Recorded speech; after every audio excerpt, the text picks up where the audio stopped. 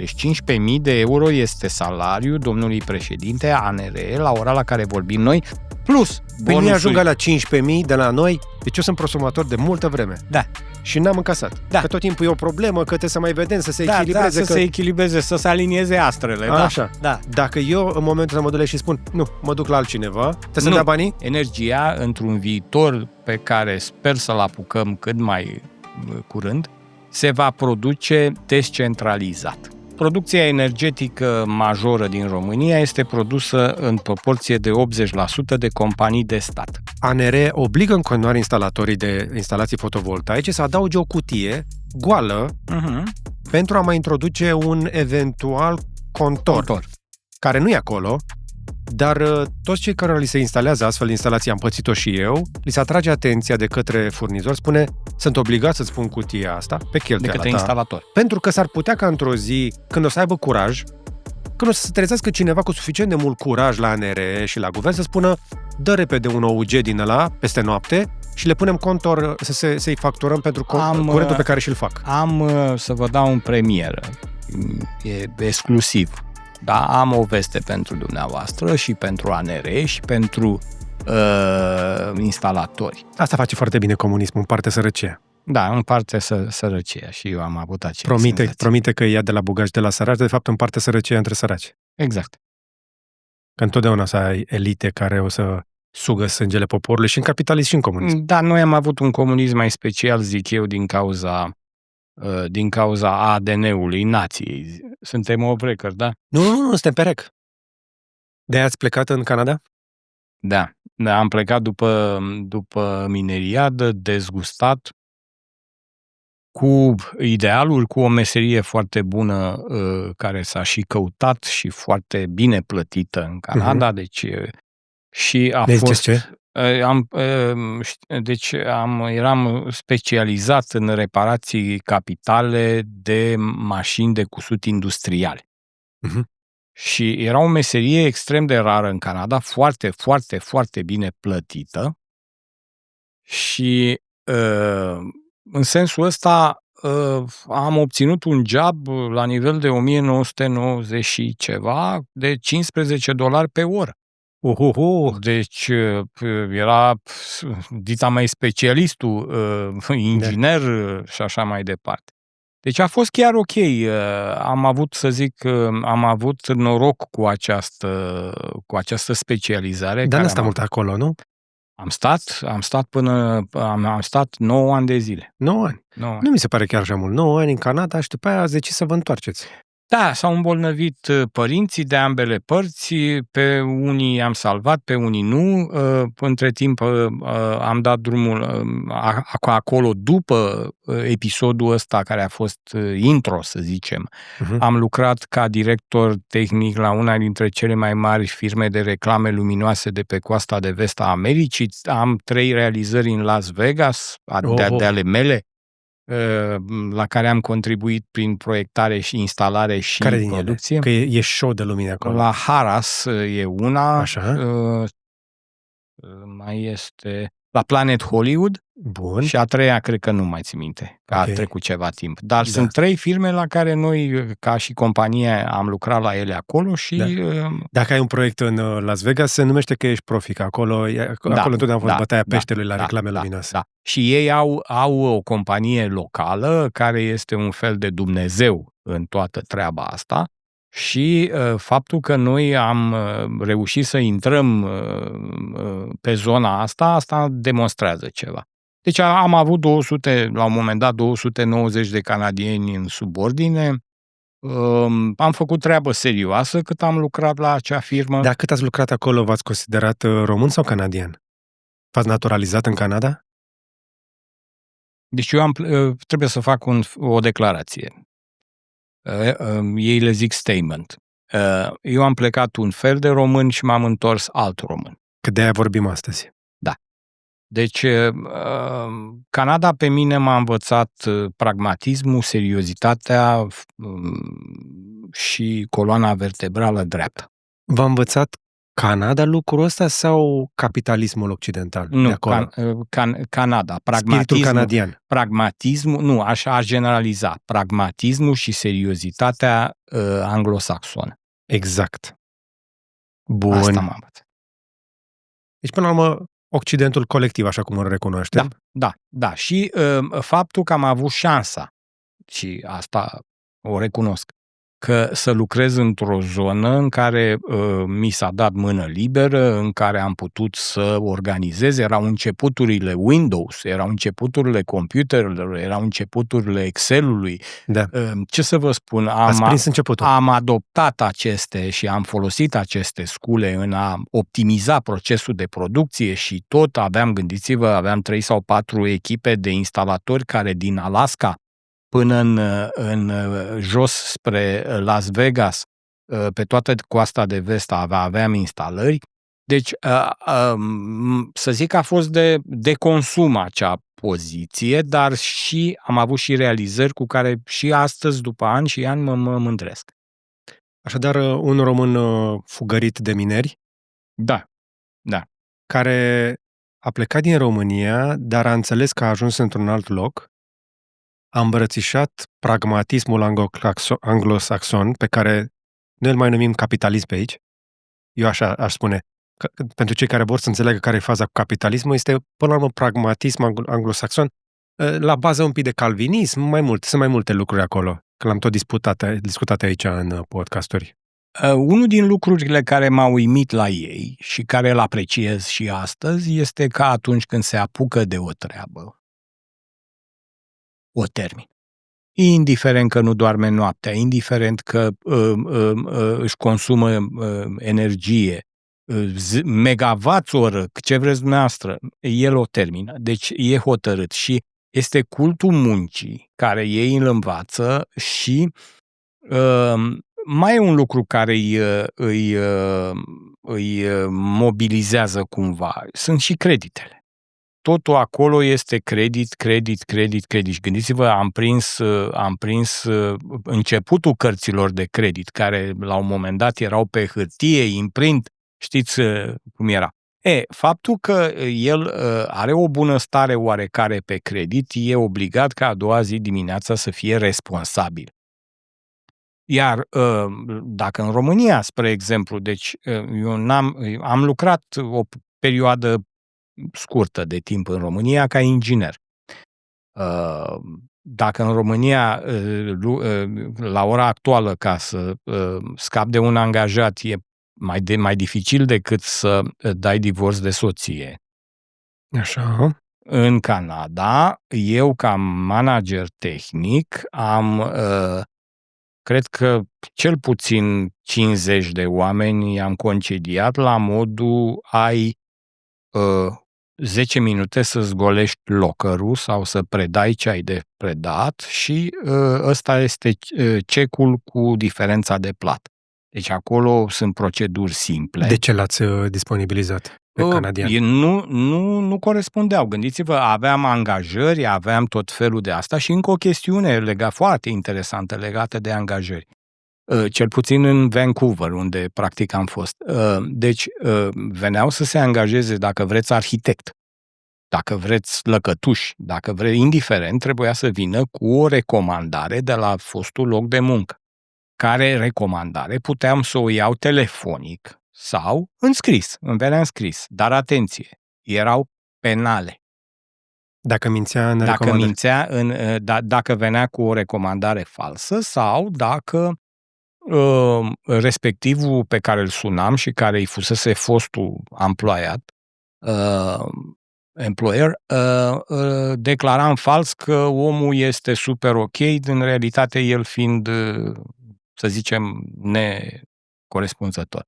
Eu am avut o speță de genul ăsta cu un om și am aflat prin cineva pe gură că avusese mari probleme la jobul anterior. I-am căutat angajatorul anterior, o instituție destul de serioasă, și mi-a spus că din cauza GDPR nu pot să-mi dea informații în legătură cu activitatea lui de acolo. Și am spus, vreau să știu în ce condiții ați desfăcut contractul de muncă, pentru că am probleme la locul de muncă. Nu vă putem da aceste informații. Și în România, angajații pot să țope într-un job în altul, fără să afli de ce au fost disponibilizați la ultimul. Trebuie doar să-i crezi pe cuvânt, dar nu ai voie să întrebi despre chestia asta. Și asta este iarăși o chestie de responsabilitate, de accountability, atunci când angajăm. Mă întorc la întrebarea de mai devreme. Nu mi-ați spus dacă v-ați naturalizat canadian sau cum a rămas? Vă simțiți canadian sau român acum?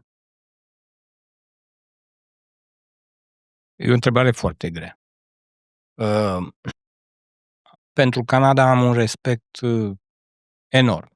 Pentru că ea m-a format și profesional de la un moment dat, da? Și ca om și ca multe. Deci, mi-e greu să vă dau un răspuns foarte clar. Ok. Mi-e greu. Întrebarea v-am adresat-o pentru că văd acest lucru. Oamenii care au destulă inițiativă și curajul de a face o schimbare, atunci când pleacă înspre Occident, ajung să dobândească un respect deosebit pentru un mediu meritocratic, competitiv, un loc care scoate cei mai buni din oameni. Poate să scoată și cei mai rău. Da. Dar, în general, competiția are acest dar de a scoate cei mai buni în oameni și ne împinge la nivelul următor. Așa este.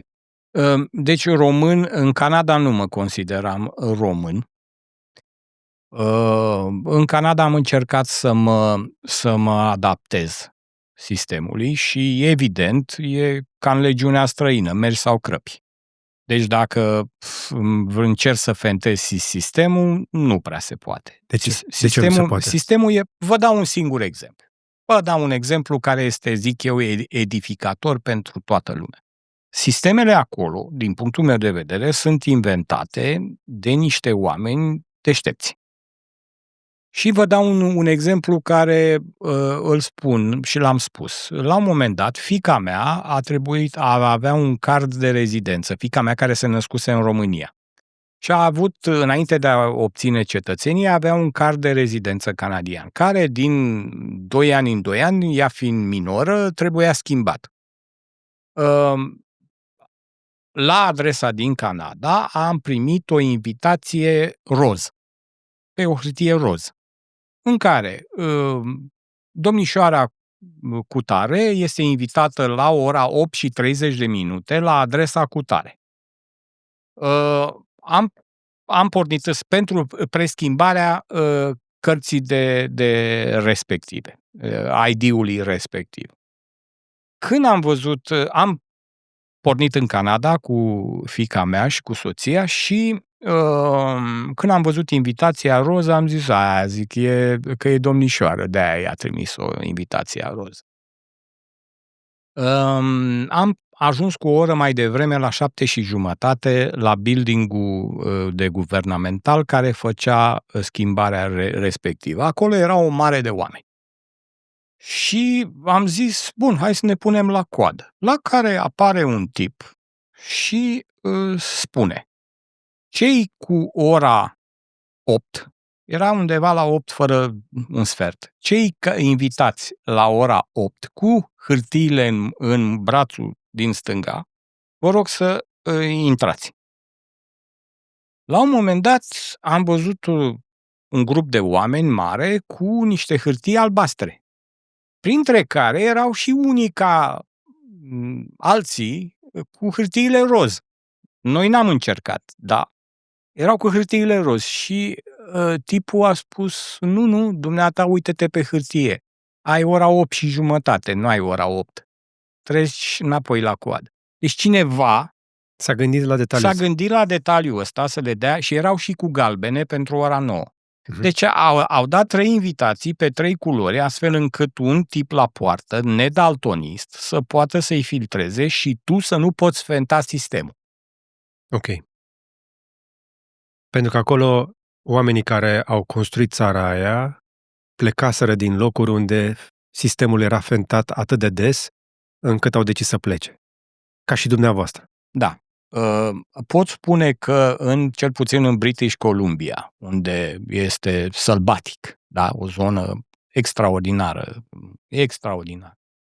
nume de râuri, de munți, de trecători sunt două tipuri. Sunt unele indiene, native, da?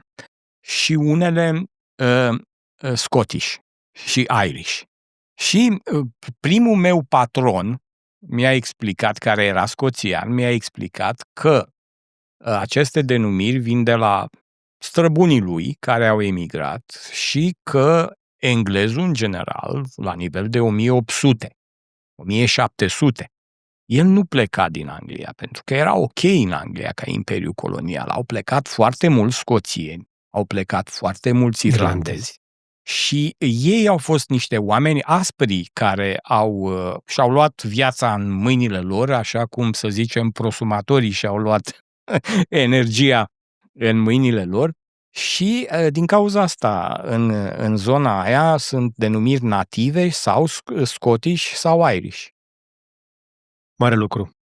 Sunt fascinat de fiecare dată când stau de vorbă cu români care au emigrat către Occident, pentru că se întorc un pic diferiți. Dar totuși v-ați întors. Da. Și acum, în România, vă considerați mai mult român sau canadian? Mă consider mai mult în România, am libertatea să mă consider mai mult canadian, 60% canadian și 40% român. Ok. Important e că până la urmă să facem treabă, nu? Da. Eu m-aș hazarda să spun că vă considerați prosumator înainte de astea două, dar... Da, asta e o calitate dobândită. Dar este până la urmă, să zicem așa, apanajul unor oameni care caută libertatea cu orice preț. Fără doar și poate. Deci, eu consider că deci, dacă ne uităm în spate, în 2016-17, noi, românii, plăteam 50 de bani pe kilowattoră energie. Cutia Pandorei a fost deschisă, cum ar veni. Deci, teoria mea personală, care pot să o fac și public, am libertatea asta, este că după pandemie, cei din energie au crezut că pot să trăiască ca petroliștii din Texas. Și iată că au reușit. Pentru că noi vorbim tot de energie. Această cutie a Pandorei a fost deschisă de producători, în primul rând, și în al doilea rând de distribuitori și apoi de furnizori. Și atunci, în acest lanț, s-a ajuns ca astăzi să plătim probabil una dintre cele mai scumpe, top 3 cel puțin, energii din Europa, pe de o parte, iar cauzele acestei energii scumpe sunt că noi producem puțin și scump. Teoretic. Da. Scuzați-mă, cum vă explicați că noi, România, avem o capacitate de producție fotovoltaică în parcurile fotovoltaice de maxim 1800 de megawatts vara la ora 12, iar Bulgaria 3900. Bulgaria, cu o țară de 3 ori mai mică, cu populație de 3 ori mai mică.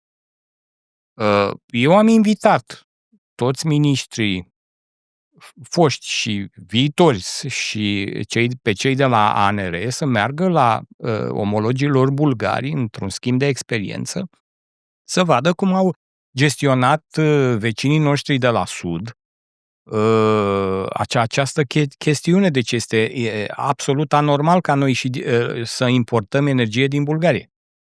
Deci bulgarii nu doar că ne vând castraveți, ne vând și energie mai nouă. Exact. Și dacă nu v-ați convins deja, aveți în față un om la costum care nu vorbește ca un om la costum. Am vrut să vă aduc un pic prin Canada până am ajuns aici la masă, dar invitatul meu de astăzi este Dan Părșan, președintele Asociației Prosumatorilor și Comunităților de Energie. Și unul dintre oamenii pe care am ajuns să-l descoper prin declarațiile publice pe care le face și faptul că nu vorbește ca un politician sau ca un om obișnuit, are proprietatea cuvintelor și dă comunicate de presă. Cel mai recent mi s-a părut. Prea puțin lume citește comunicatele astea, dar zic așa, vă citesc prima frază. Românii plătesc printre cele mai scumpe facturi din Europa, în timp ce gospodăriile din România își calculează cu grijă consumul de energie și se întreabă dacă își permit să mai folosească electrocasnicele de bază. Două entități vin cu direcții diferite pentru a răspunde crizei. Avem asociația cu soluții rapide și aplicabile imediat, Ministerul Energiei cu planuri și strategii pe termen lung, rezultatul 2 luni paralele. Și acum, Astăzi despre asta o să vorbim, pentru că scopul interviului de astăzi, deși poate are o introducere un pic cam lungă, dar nu cred că vă grăbiți nicăieri, frigul încă nu a venit, eu văd că va veni o iarnă foarte, foarte friguroasă, cel puțin la factori. Adică am spus chestia asta pe parcursul anului de mai multe ori, toate aceste liberalizări ale pieței, intervenții, neintervenții, tot ce s-a făcut, toate schimbările, toate ștafetele pe care și le-au dat guvernele unele de la altele, de la pandemie încoace, ne-au adus în punctul în care în 2025, în iarnă, vom vedea facturi uriașe, astronomice, cu toate plafonările, cu toate o să avem ședințe în alea de urgență, să dăm tichete la săraci, ca să... Toți suntem săraci energetic în țara asta. Am mai vorbit despre lucrul ăsta. România este o țară în care oamenii sunt sărăciți energetic de niște lideri care nu știu ce au de făcut sau sunt rău intenționați sau sunt controlați de o industrie a unor petroliști, să le zicem așa, a băieților deștepți, care în continuare reușesc să țină această țară în lesă, scurtă, pentru a ne lua banii prin facturi exagerate pentru energia de care avem nevoie cu toții. Cred cu tărie că trebuie să putem consuma cu toții mult mai multă energie electrică, pentru că energia electrică este o formă de libertate, de prosperitate. Să consum mai mult curent electric este un semn de civilizație. Suntem de acord? Absolut. Și atunci, asociația prin dumneavoastră, care sunteți foarte activ în ultima perioadă și apreciez munca pe care o aveți, propune câteva soluții. Pentru că, oricât am vorbit noi despre problemele cu producătorii, cu transportul, cu toate lucrurile astea, cele mai multe probleme de genul ăsta nu se vor rezolva curând. Noi am amânat atât de mult investițiile în infrastructură energetică, am tot vorbit despre ele, încât 2025-2026, până în 2030, nu putem vedea schimbări importante. De acord? Da, și aș vrea să mai fac o declarație și să spun telespectatorilor dumneavoastră că eu personal cred că facturile la energie nu vor avea cum să scadă. Și singura soluție ca facturile să fie, să zic, să scadă sau să n-aibă o importanță atât de mare pentru toate gospodării și gândiți-vă, noi nu luăm în considerare firmele. Prețul energiei electrice de la vulcanizare până la nu știu ce producție de nu știu ce IT sau orice va crește din cauza prețului la energie.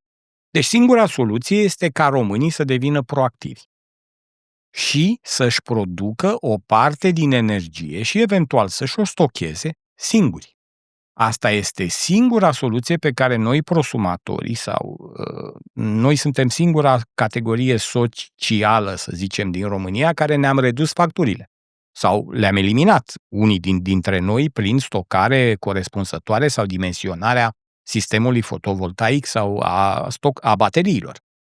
Ei bine, am cerut guvernelor, că sunt mai multe care le-am în cei 2 ani aproape de activitate a asociației, am cerut guvernelor. Ați prins deja mai multe guverne la Am plural. prins mai multe guverne și am cerut să folosească expertiza noastră.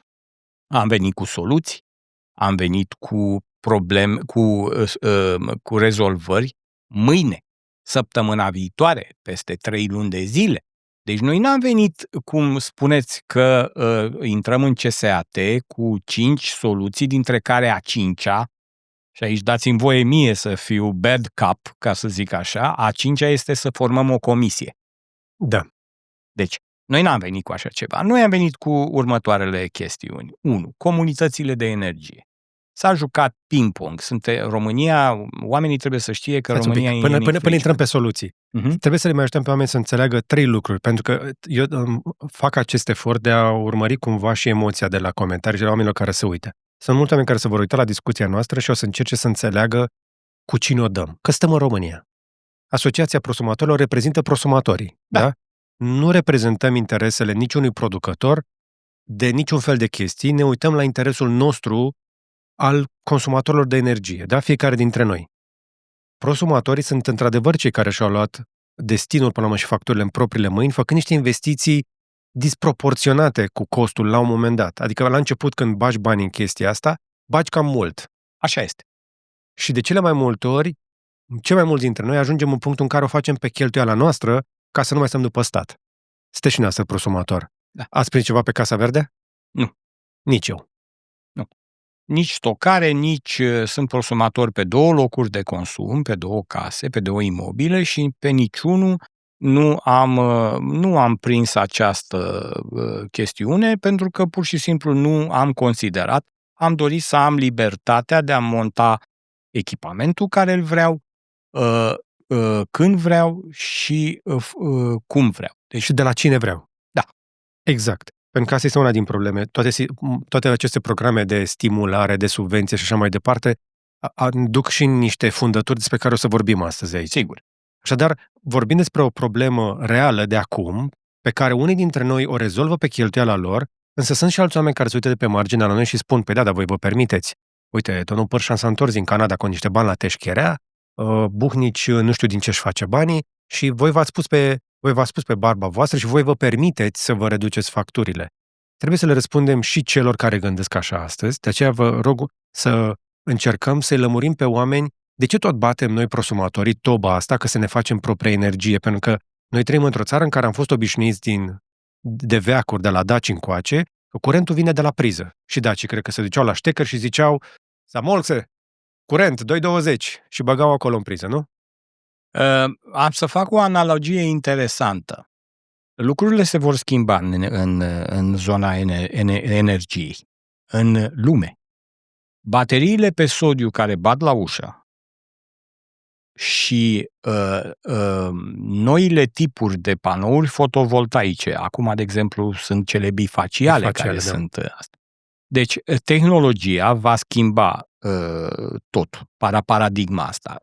Pe vremea comunismului, fiecare oraș avea o fabrică de pâine. Așa cum în fiecare oraș mare avea o termocentrală.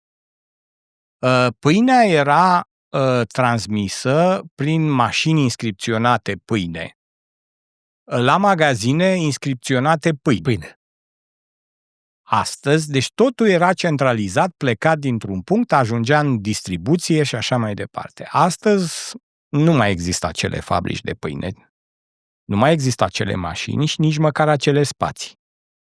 Așa se va întâmpla și cu energia. Dacă noi am fost obișnuiți de la hidrocentrală nucleară electrică să plece această energie, iată că vorbim de 2025, când estimăm 2,2 terawatt-oră, sau mai simplu pentru cei care ne urmăresc, vorbim de 2,2 miliarde de kilowatts-oră, vor fi produși de prosumatori și injectați în rețea. O cantitate enormă. Ca să dau un termen de comparație, consumul României anual este de 50 de terawatt-oră. Deci, anul acesta vom avea 2,2, la anul vom avea peste 3 și așa mai departe. Energia va fi produsă local.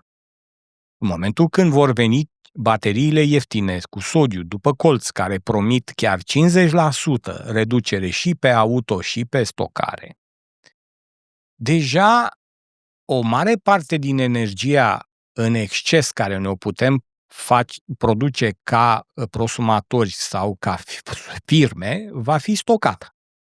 Și în momentul acela facturile vor fi zero. Fiind zero, operatorii de distribuție nu vor mai avea electroni care să-i plimbe atât de mult prin rețelele lor. Deci o problemă. Producătorii cei de la hidrocentrale vor fi nevoiți să lucreze în tura 3. Singurii care vor lucra în bandă va fi nuclearea electrică. Pentru că cele două reactoare care le avem nu poți să le oprești. O paranteză scurtă pentru partea de nuclear. Sursa de energie nucleară este una dintre cele mai abundente și mai ieftine odată ce le-ai pornit. Să pui în funcțiune reactor, nu am văzut pe cineva să reușească mai devreme de un deceniu. Da. Și e o naivitate să-ți imaginezi că poți să rezolvi toată țara de la Cernavodă. Nu. Nici n-ai răcire, în primul rând, nu sunt expert, dar nici nu ai, poți avea încă 1 sau 2 maxim, dar mai mult nu poți, adică nu poți genera atâta energie pe zona aia pentru că nu ai răcire pe apă sau ceva de gen. Uraniul ăla creează o căldură mare, Da. un abur care învârte niște turbine. Da. Ce faci cu toată căldura după aia? Puțină lume se întreabă că de-aia curge Dunărea pe acolo. Da, e interesant că, apropo de ce spuneam că producem o energie foarte scumpă, interesant e că la Cernavodă noi producem cu, să zicem, 0,4 euro pe kilowattoră la poarta centralei energie. 0,40 de cenți? Da. Și în Europa e undeva de la 0,32 media. Deci cu 20% mai scump energia din nuclear la noi. Da, iar hidro, aici am să vă spun un lucru foarte interesant, eu trăind în British Columbia, acolo există o companie, BC Hydro se numește, este compania care produce 95% din electricitate pe un teritoriu de 4 ori mai mare decât România. El face și distribuția, deci sunt servicii complete, iar dacă, de exemplu, la ușa canadianului sau a firmei din Canada se aduce energie cu 0,45 de lei pe kilowattoră. Deci de 5 ori mai ieftin decât ce scoate nuclear la poartă. Da, sau pe de altă parte, hidroelectrica, gândiți-vă că are preț de contract cu cât? Cu 54 de bani. Cu 0,54. Deci, practic, aș putea spune, extrapolând sau aproximând, și noi am formulat o întrebare către hidroelectrica, de ce produce de 4 ori mai scump decât omologilor din Canada? Gândiți-vă că ei nu numai o produc, dar o și transportă într-o țară, într-o zonă, într-o provincie de 4 ori mai mare decât România. Pentru că transportul e chestie foarte scumpă la electricitate. Exact. Și iată că cetățeanul canadian are o energie cu 0,45 de bani la ora la care vorbim noi, iar hidroelectrica cel mai, să zic, mare furnizor la ora actuală, în care migrează, să zic, câte 10.000 de oameni, să zic, pe zi, are un preț de 4 ori mai mare. Nu ne-au răspuns, ne-au spus că probabil salariile. Apropo de salarii, știți cât este salariul? Hidroelectrica este o societate listată la bursă, deci în principiu totul trebuie să fie public. Transparent, auditat și transparent. Corect. Salariul mediu, aici mă încurc eu întotdeauna, brutul este cel care conține toate taxele. Bun, salariul mediu brut la hidroelectrica, la cei 3.750 de angajați, este de 17.500 de lei în 2025. Nu știu, vi se pare mult sau puțin? Mediu brut pe toată compania, 3.750 de angajați. Haideți să o spunem pe șleau atunci, hidroelectrica este încă un loc plin de sinecuri, în care securiștii și partidele, împreună, că așa da mâna, își plantează rudele, prietenii, cunoscuții. Nimeni nu știe cum arată șeful de la hidroelectrica la față. De ani de zile. S-au mai schimbat pe acolo, dar hidroelectrica este infestată cu oameni din servicii. 3750 de angajați, care este, nu știu dacă e mult sau puțin, dar 3750 ori o medie de vreo 3000 de euro brut. Da, ei au 18 hidrocentrale, nu vorbim de porțile de fier. Deci au 18 hidrocentrale mici și aceste mini sau mici hidrocentrale, Salba de pe Olt sau ce asta, nu știu, multe din ele stau pe zona de dezechilibre și, într-adevăr, hidroelectrica este cea care, împreună cu Transelectrica, se ocupă de problema dezechilibrelor, pentru că ca să pornești o hidrocentrală este o chestiune de jumătate de oră. Minim. Dar ca să pornești o termocentrală sunt probabil 4, 10, 20 de ore, nu știu. Dar cel mai facil Depinde de care. Pe gaz natural pornește cel mai repede. Hai să-i explicăm oamenilor încă o dată, pentru cei care nu sunt suficient de tehnici. Rețeaua electrică, energetică, nu poate să livreze decât energie care e produsă acum, că noi nu prea avem stocare, și atunci undeva trebuie făcută energia. Dacă în timpul zilei producem din solar, asta înseamnă că hidroelectrica va trebui să preia de la apus progresiv peste noapte, împreună cu termoelectrica. Nuclear electrica nu poate fi oprită, odată ce au pornit reactoarele alea să meargă continuu. Deci, dacă tu bagi în priză și vrei 220 de volți și 50 de herți, curentul ăla trebuie produs acum undeva. Exact. Da? Și atunci trebuie să lăsăm ca energia din eolian, că nu hotărăști când bate vântul, și din soare, că nu hotărăști tu când răsare și apune soarele, sau care sunt condițiile meteo, alea trebuie să le lași să intre în rețea și să vii cu celelalte doar ca să completezi pentru a obține consumul total. Da, așa se întâmplă peste tot în lume. Sunt zone care se ocupă exclusiv de problema asta, pentru că sunt chestiuni de siguranță națională, la modul că nimeni nu știe când bagă un ștecher în priză, cât îl ține, cât consumă și așa mai departe. Deci nouă ne trebuie o energie în permanență pe rețele care să fie bine gestionată. Da. Bun. Am lămurit lucrul ăsta și în condițiile astea avem câțiva producători mari în țara asta. Am vorbit puțin de nuclear, am vorbit un pic de hidroelectrică și am vorbit și despre prosumatori. Încă o dată, nu prea vorbim de stocare, nu prea avem biomasă și alte soluții de genul ăsta. Cu toate astea, când te uiți din avion așa și treci pe deasupra țării, vezi ape, vezi munți, mai bate și avem vânt destul. Deci și eolianul produce în țara asta. Da. Avem o țară binecuvântată cu geografie care permite producția de foarte multă energie, pe de o parte, și pe de altă parte avem o populație care consumă foarte puțină energie. În condițiile în care românii consumă extrem de puțin curent și avem potențialul de a produce atât de mult, de unde vin facturile astea atât de scumpe? De ce plătim cel mai scump curent din Europa sau în top 3? Vă dau răspunsul foarte direct. Deci, plecând pe cum se zice, follow the money, da? Producția energetică majoră din România este produsă în proporție de 80% de companii de stat. Hidroelectrica, nuclear electrica și termocentralele, toate care sunt de stat. Deci 80% din energie din curentul pe care toți îl consumăm acasă vine de la o firmă de stat.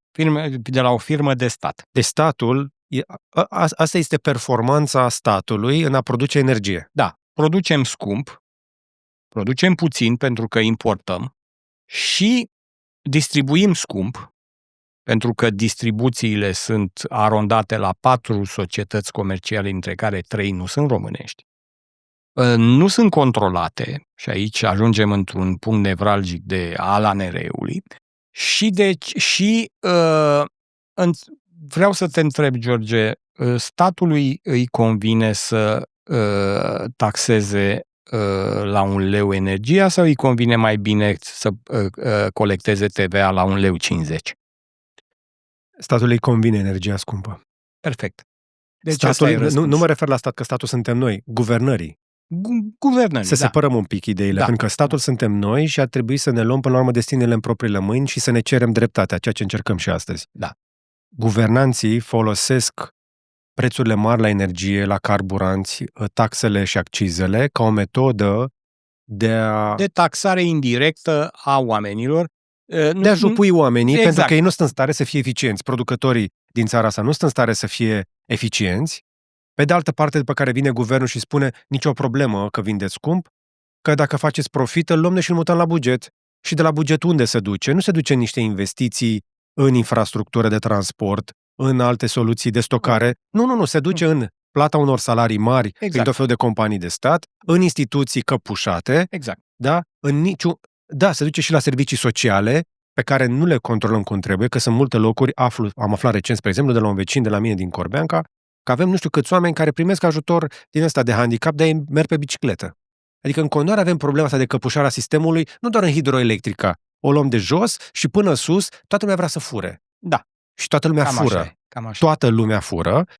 Și în cele din urmă ne uităm cu toții când o să vină facturile în iarnă și o să ne șocăm, de ce atât de scump curentul? Și așa cum facem noi românii, mai ales când se face frigul, atunci o să ne trezim de un protest.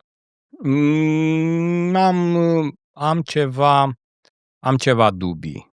Noi, ca nație, n-am învățat, nu suntem asociabili. Deci, am pornit această asociație cu mult entuziasm. Am reușit, se pare, o performanță să aduc lângă noi un număr de prosumatori care pentru orice asociație din România nu vreau să dau un număr. De ce? Spuneți-ne. Ne apropiem de 1000. Ok. Este o performanță pe care nu multe asociații în România o au. Să adune 1000 de oameni atât de greu? Da, este extraordinar de greu să aduni 1000 de oameni, dar nu numai să-i aduni 1000 de oameni. E vorba să-i convingi să plătească acea cotizație de 100 de lei, foarte scumpă, da, enorm, 100 de lei pe an, da, și care să îți încredințeze, să zic, să aibă încredere în tine că tu le reprezinți, ești vertical, ești necorupt, ești un om serios, ești, cum să spun, să aibă încredere în ce spui tu și să facă ce spui tu. Și dacă nu are încredere, să vină să te verifice. Da. Să vină la ședințe, să se implice și să își impună punctul de vedere ca membru, nu? Să se coalizeze. Da. Așadar, ăsta e motivul pentru care suntem astăzi aici. Am văzut activitatea noastră, am semnat formularul de adesiune, m-am înscris și după aceea v-am chemat un pic să vorbim, pentru că eu cred că oamenii ar trebui să știe ce soluții propuneți într-o lume în care suntem noi împotriva guvernanților, nu împotriva statului încă o dată, aș separa lucrurile astea. Statul suntem noi. Statul este acaparat de niște sisteme și de niște guvernanți corupți, vânduți și incompetenți, printre altele. Sunt câteva așa insule de bunăvoință, de inteligență, dar sunt puține. Mie mi-e teamă că nu vom fi în stare să ieșim în stradă să-l susținem pe Bolojan la timp. Nu știu, la momentul la care noi înregistrăm, e încă prim-ministru. Tare mi-e că îl pierdem pe Bolojan. Da, și eu am feeling-ul ăsta. Și îl pierdem pe mâna noastră.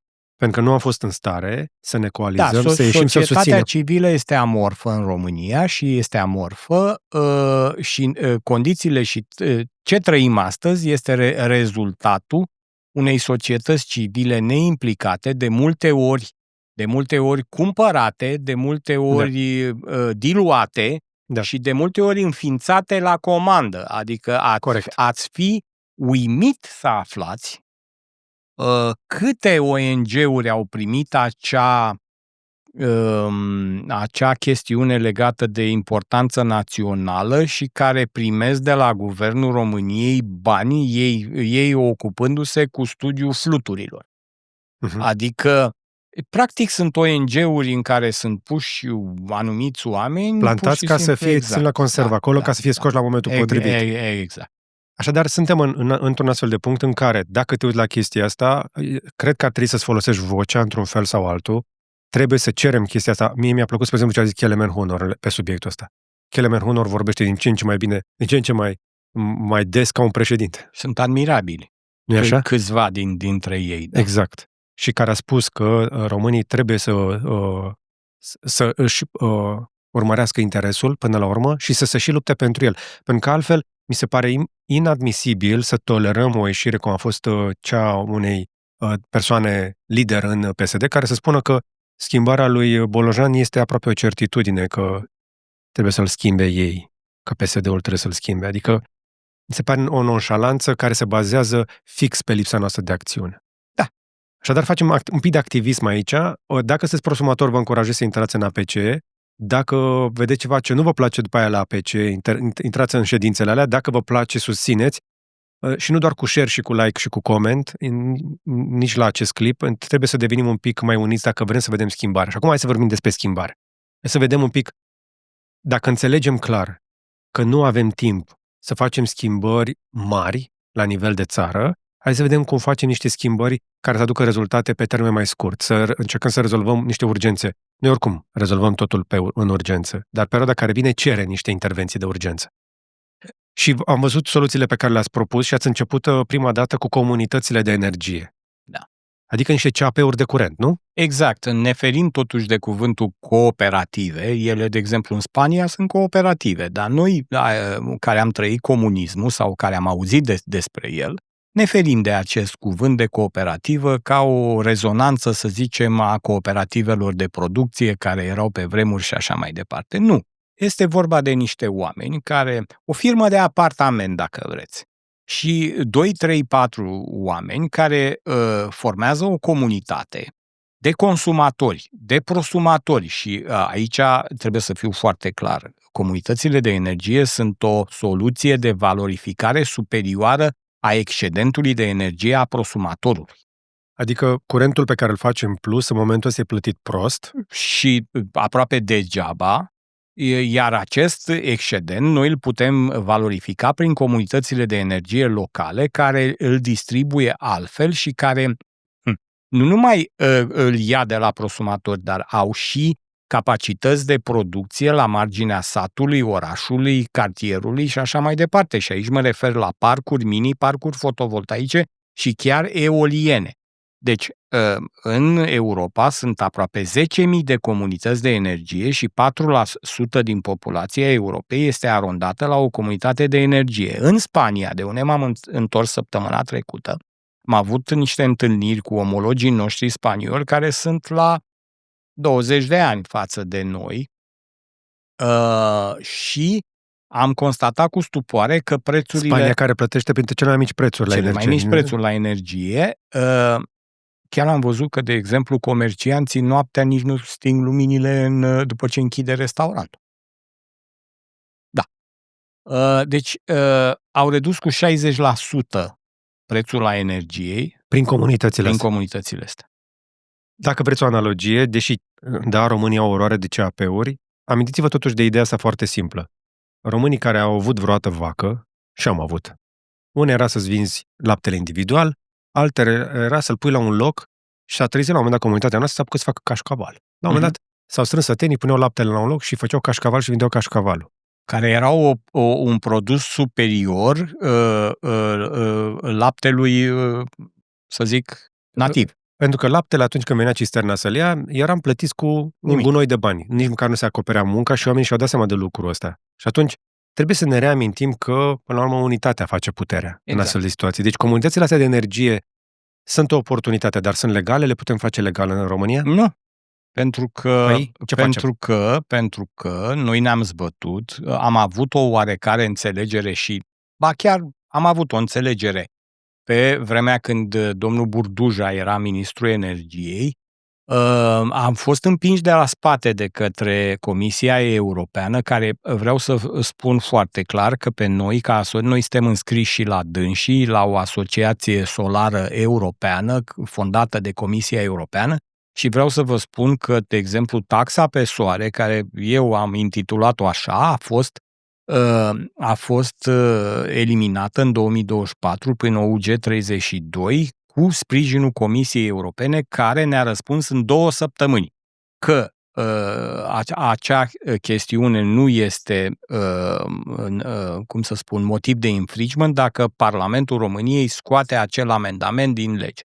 Domnul ministru Burduja a văzut oportunitatea și asta e și meritul dânsului, dar noi am fost în spatele acestei eliminări cu ajutorul Comisiei Europene. Și trebuie să spun o chestie. Eu am văzut un interes neașteptat de mare din comunitatea mea când am vorbit despre acea taxă pe soare. Ne-am bătut foarte tare toba pe internet și foarte mulți prosumatori au reacționat atunci. Se pare că, iată, se pot crea sinergii și fără să ne propunem să lucrăm împreună pe un subiect.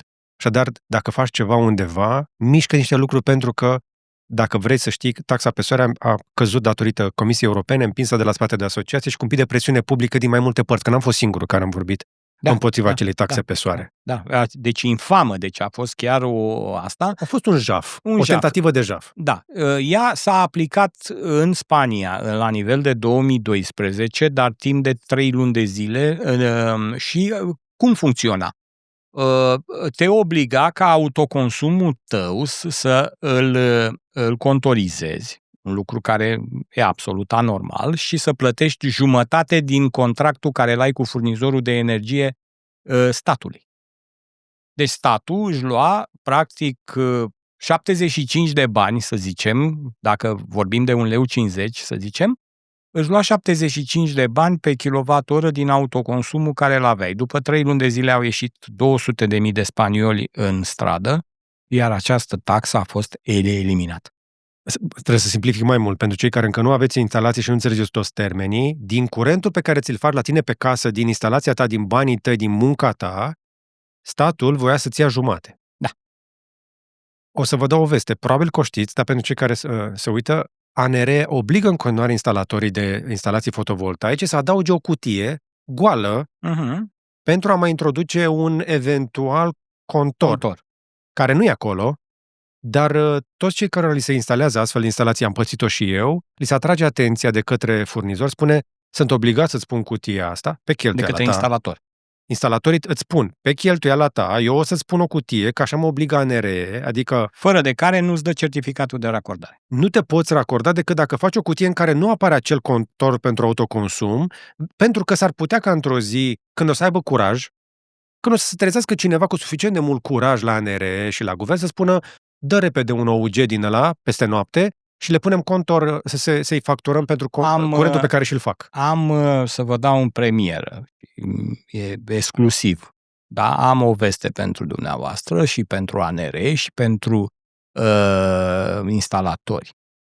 Asociația Prosumatorilor și a Comunităților de Energie de-abia așteaptă ca un număr de contoare să fie montate acolo pentru contorizarea autoconsumului sau a producției și în secunda a doua vor avea prima oară plângere către Autoritatea Națională de Verificare a Datelor Personale, PGDPR, pentru că la ora la care vorbim, noi deținem un document de la această autoritate prin care ni s-a spus negru pe alb că operatorii de distribuție sunt îndrituiți să obțină numai date facturabile, ceea ce le obțin prin contorul de la limita de proprietate, nu și pe al doilea contor care intenționează să-l monteze pe proprietatea noastră.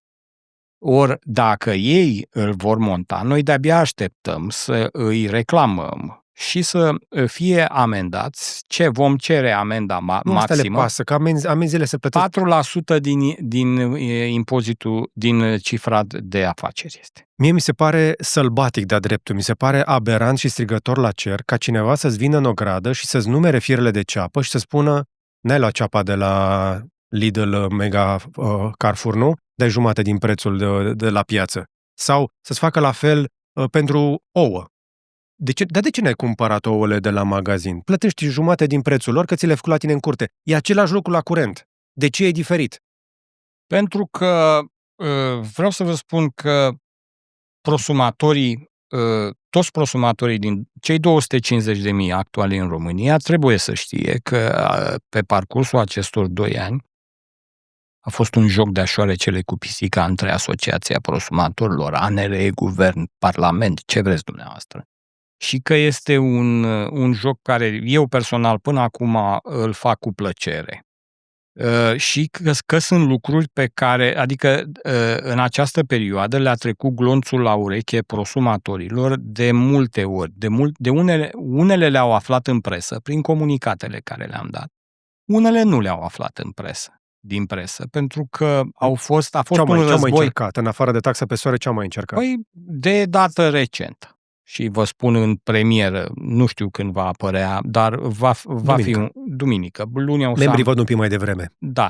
O să am un comunicat de presă luni, deci suntem în regulă. Iată că operatorul de distribuție Delgaz Grid din cei 4 vine cu o notă de informare către toți instalatorii autorizați din România, în care pe pagina a doua vine cu tot felul de elemente. Pe pagina a doua spune, având în vedere cadrul legal menționat, vă solicităm accesul la aplicațiile de monitorizare ale sistemelor fotovoltaice racordate de dumneavoastră în rețeaua de distribuție Delgaz Grid. Cum adică? Și vă dau... Ce abuz sinistru! Cum adică? Stați, că nu e tot. Distribuție Oltenia, cu care aseară am avut o întâlnire de 2 ore cu bordul, spune către instalatori, stimate instalatori, nu știu ce, după care, la un moment dat, spune, este necesar să ne transmiteți prin canalele de comunicare de mai jos, dovada încărcării pe e-mailul prosumator@distribuțieoltenia.ro a modalității de acces a operatorului de distribuție la setările invertorului. Cum adică? Vor să ne umble la invertoare? Deci, exact, să le dăm cheile de la acasă. Deci, în dorința lor, deci să vă sumarizez, că povestea este complicată. Invertorul, încă o dată, pentru cei care nu au instalații fotovoltaice, este aparatul în care curentul de la fotovoltaice continuu, de la panouri, se transformă în curent alternativ pe care după aceea îl împinge în rețea. Ăștia vor să ne umble la fabricuța noastră de curent de la noi din casă. Și vor ca în condițiile în care apar supratensiuni pe rețea, lucruri care se întâmplă din cauza rețelelor. Da? Cea mai facilă soluție este să îți umble un invertor și să-ți modifice curbele QU, QA și așa, curbele de funcționare, astfel încât, în momentul când invertorul se sesizează, să zicem, 245 de volți, să se reducă la jumătate ca și producție. În momentul când ajungeți la 200, să zic, 50 de volți spre limita superioară, să se producă doar 10%. Adică, cu alte cuvinte... Tu ți-ai pus fotovoltaice și te uiți la ele la amiază că o să-ți oprească ei producția. Exact. Și decât să... Deci, tu ca utilizator, foarte simplu vezi că invertorul tău nu mai funcționează. Și atunci au găsit, doresc să intre în aceste invertoare și să le modifice curbele de funcționare, astfel încât invertoarele să funcționeze în concordanță cu ce vor ei. Ei se jură că nu vor face absolut nimic, dar e ca și cum i-ai dat cheile de la casă. Îmi dăm cheile că îți promit eu că nu intru. Vin doar la deschidere, la inaugurare, după care eu nu mai trec, pe cuvântul meu de onoare. Ei încalcă 12 norme GDPR, ca oamenii să înțeleagă de ce este nevoie de o asociație. Încarcă orice normă nu doar de bun simț, și norme GDPR. Este jaf, nu vii tu la mine în casă să-mi spui cum îmi produc eu energia. Culmea vine cu această cerere. Au contor inteligent, cu dublu sens și poți să verifice de acolo. Poți să verifici ce fac și dacă respect contractul. Dacă încalc contractul eu, vii și mă somezi sau mă închizi conform contractului. Deci prefer să vii să mă somezi sau să mă închizi decât să-mi umbli mie în fabricuța mea de curent. Dintr-un birou. Da. Pentru că eu mi-am făcut toate documentele și am plătit. Da. Și aflu mai nou, spre exemplu, aici v-am bătut, îmi cer scuze, sunt prosumator la 3 adrese. La una dintre adrese, după mari eforturi, am obținut aviz tehnic de racordare pentru 27 de kW. Maximum. Nu bag decât vreo 18 în momentul ăsta, dar intenționez să mai bag vreo 6. Am fost atenționat verbal să nu-i bag. Tu grumează rețeaua, nu? Că pun rețeaua în dificultate și zic, dar voi mi-ați dat avizul tehnic, eu vi l-am cerut conform legii, voi mi l-ați dat. Zice, dar n-are cine să ia curentul ăla. Păi faceți ceva legătură cu chestia asta. Și asta ne aduce la o altă temă pe care trebuie să o discutăm aici, faptul că cei mai mulți prosumatori plătesc taxe de transport la Transelectrica, deși curentul nostru nu ajunge niciodată la Transelectrica, adevărat? Nu. În linie de înaltă. Nu. Deci, noi injectăm o cantitate foarte mare de energie în proximitate. Energia pe care dumneavoastră o injectați de aici se consumă în proximitate, iar conform legii a doua lui Kirchhoff, este distribuită potențialele în punctele cheie și așa mai departe. Deci e în zona transformatorului dumneavoastră. Transformatorul care e pe zona dumneavoastră ar trebui să aibă autoreglare. În momentul când tensiunea crește, el ar trebui să treacă în cartierul celălalt. Și să meargă la consumatori, unde sunt blocuri, unde sunt fabrici și uzine, strunguri și așa mai departe. Lucrul ăsta nu se întâmplă pentru că rețelele nu spun un lucru aiurea când spun că sunt muribunde. Adică ele au fost concesionate în 2011 și s-au mulți fără să se modernizeze. Bun. Energia asta nu ajunge în rețelele de înaltă tensiune și noi vorbim de 1,2, deci cifră oficială dată de ANRE este că în 2024 prosumatorii au injectat 1,2 TWh sau 1.200.000 de kWh. Energie curată, de pe Energie acoperiș. curată, fără secretare, fără directori, fără întreținere, noi producem până la urmă cea mai verde energie posibilă. Deci noi nu avem Consiliul de Administrație al Nuclear Electric, nu avem șoferi, nu avem board, nu avem oameni puși politic care să ne spună cum să facem curent. Noi ne facem curentul pe banii noștri, în gospodăria noastră ne întreținem sistemele astea, băgăm energia asta în rețea și ea nu ajunge în linie de înaltă. Da, nu ajunge. Deci niciun electron din energia noastră nu ajunge în înaltă tensiune. Chiar prosumatorii 200-400, ei injectează în liniile de medie.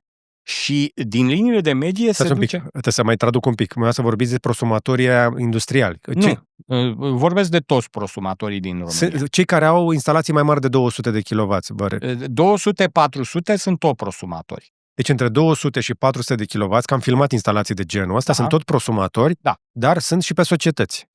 Sunt pe societăți, unele chiar pe persoană fizică și taie factură lunar către operatorul de distribuție și plătește impozite și așa mai departe. Noi, prosumatorii, trebuie să știe oamenii că până în 2032, conform directivelor europene, și fac o scurtă paranteză, toate drepturile noastre sunt făcute și apărate sau sunt inventate nu de ANRE, ci de instituțiile europene. Fără Bruxelles, aici ar fi fost sat fără câini. Deci o să o spun fără doar și poate. Bun. Deci această energie nu a tranzitat liniile de transelectrică și cu toate acestea, pentru 2024 am estimat o sumă de 18 milioane de euro pe care toți consumatorii din România au plătit-o către Transelectrica. Toți. Deci noi nu vorbim numai de prosumatori, noi vorbim de toți consumatorii care au consumat energia noastră și care au plătit o taxă de transport pe înaltă tensiune, care nu este. Știți, e ca în filmul ăla, Anul Nou care n-a fost, energia care n-a fost. Pentru 2025 estimăm 35 de milioane de euro. Asta ar fi una din soluțiile ca facturile tuturor consumatorilor din România. Unele țări au implementat lucrul ăsta pentru că ei au ANR-uri. Noi n-avem, în stricto sensu. Adică, de exemplu, la ora actuală, asociația omologă din Germania se luptă cu Bundestagul să implementeze, cu Parlamentul lor, să implementeze această chestiune și să fie reglementat. Vom cere și noi, parlamentarilor, să depună un amendament astfel încât să vină prin lege, pentru că ANR-ul, știți ce ne-a răspuns? Nu, în primul rând, Transelectrica ne-a răspuns că pe noi nu ne interesează, noi taxăm pe toată lumea conform celor reglementate de ANR, iar ANR-ul ne-a trimis un răspuns oficial prin care sistemul energetic național nu se compară ca un taxi, în sensul că, văd că ați ridicat sprânceana, la fel am făcut și eu, în sensul că sunt costuri ascunse și nu e ca și cum ai plăti doar o cursă.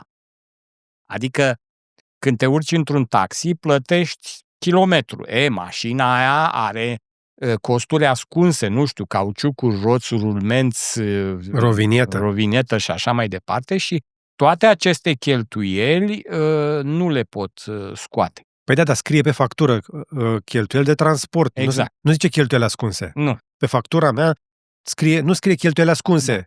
Da. Deci e clar încă o dată că și la ANR nu suntem reprezentați de... Nu. ANR-ul trebuia să fie un arbitru imparțial. El așa a fost creat în 2000 și sunt 27 de ani de când funcționează, dar 27 de ani de numiri politice, da?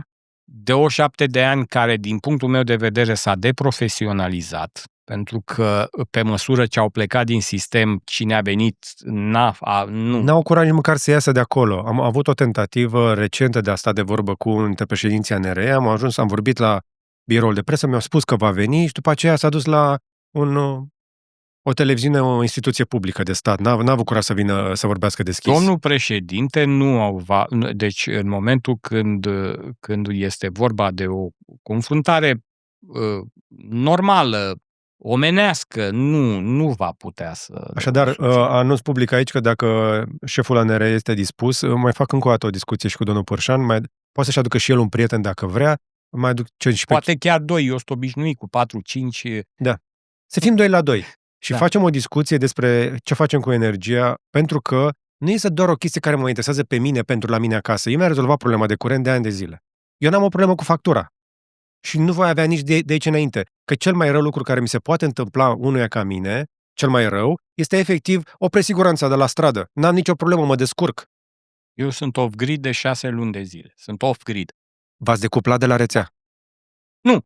Nu m-am decuplat. Am un sistem suplimentar off-grid pe care numai pe ăla îl folosesc, iar rețeaua este doar de eventual, nu știu, n-am folosit niciun kilowattoră. Vreau neapărat să explicăm chestia asta, dar ce vreau să înțeleagă oamenii care se uită la noi, nu ne căutăm interesul nostru personal, ne uităm la interesul comunității și al țării când vorbim despre partea asta de energie, pentru că prosumatorii descoperă foarte repede că instalațiile astea nu doar că sunt rentabile și sunt profitabile, îi pot ajuta să se decupleze, dacă vor, de la rețeaua națională. Pentru noi, lucrurile devin independență.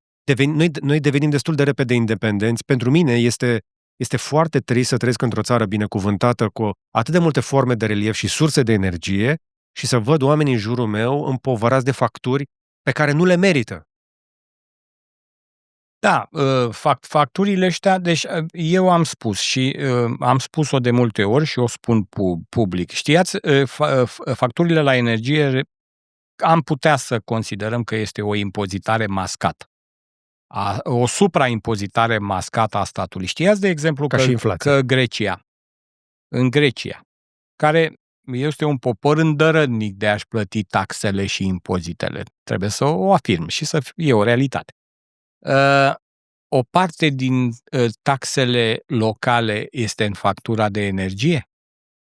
Deci dacă tu ai de plătit impozit pe casă, pe mașină, să zic 3.000 de euro pe an, 10 în fiecare lună se împarte acea sumă la 12 și este plătită împreună cu bilul cu factura de energie.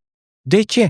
Pentru că fără energie, așa cum ați spus, suntem în evul mediu și nimeni nu cred că își permite să nu plătească factura la energie în momentul când ai o locuință. Și atunci au găsit această soluție care e veche, înțeleg, adică eu o știu de cel puțin 20 de ani și pot să întrebe pe orice cetățean grec că lucrul ăsta este valabil.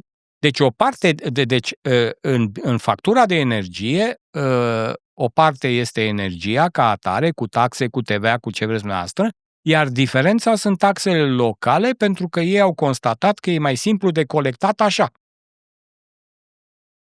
Nu e o prostie dacă funcționează. Funcționează în Grecia. Cum ar zice și canadianul. It ain't stupid if it works. Da, deci ea funcționează în Grecia. Orice funcționează câtă vreme este fair. Dacă le arăți oamenilor de ce faci chestia aia și le explici transparent, oamenii vor înțelege. Tocmai de aceea, noi nu negăm importanța unor reglementări în domeniul energiei, înțeleg că supratensiunile sunt și vor fi o problemă din ce în ce mai mare, dar trebuie ca lucrul ăsta să se întâmple de comun acord, nu cu impuneri. Pentru că, până la urmă, nu există în momentul ăsta mod mai sustenabil, mai ieftin, mai sănătos să faci curentul decât de pe acoperiș. Putem fi de acord? Da.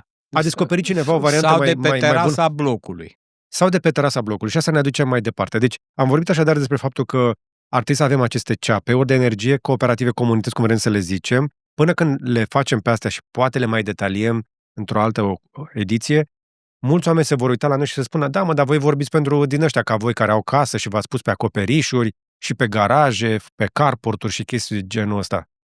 Una dintre chestiile pe care am văzut despre care vorbiți este ceva din nou, ce am văzut în vest de multă vreme, că acolo e plin peste tot și la noi încă nu a ajuns. La noi nu este posibil să-ți faci curent de pe balcon. De ce? Pentru că sunt regulamente de urbanism, iar o hotărâre care am văzut-o ieri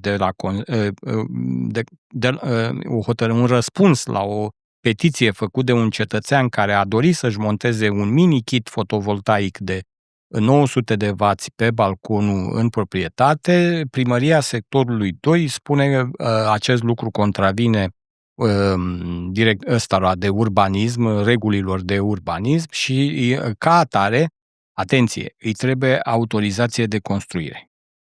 Dar pentru prosumatori s-a rezolvat. Panourile fotovoltaice pe care le punem pe acoperiș nu au nevoie de autorizație de construire. Aceste sisteme nu sunt, cu acest sistem, practic, nu ești stricto sensu prosumator.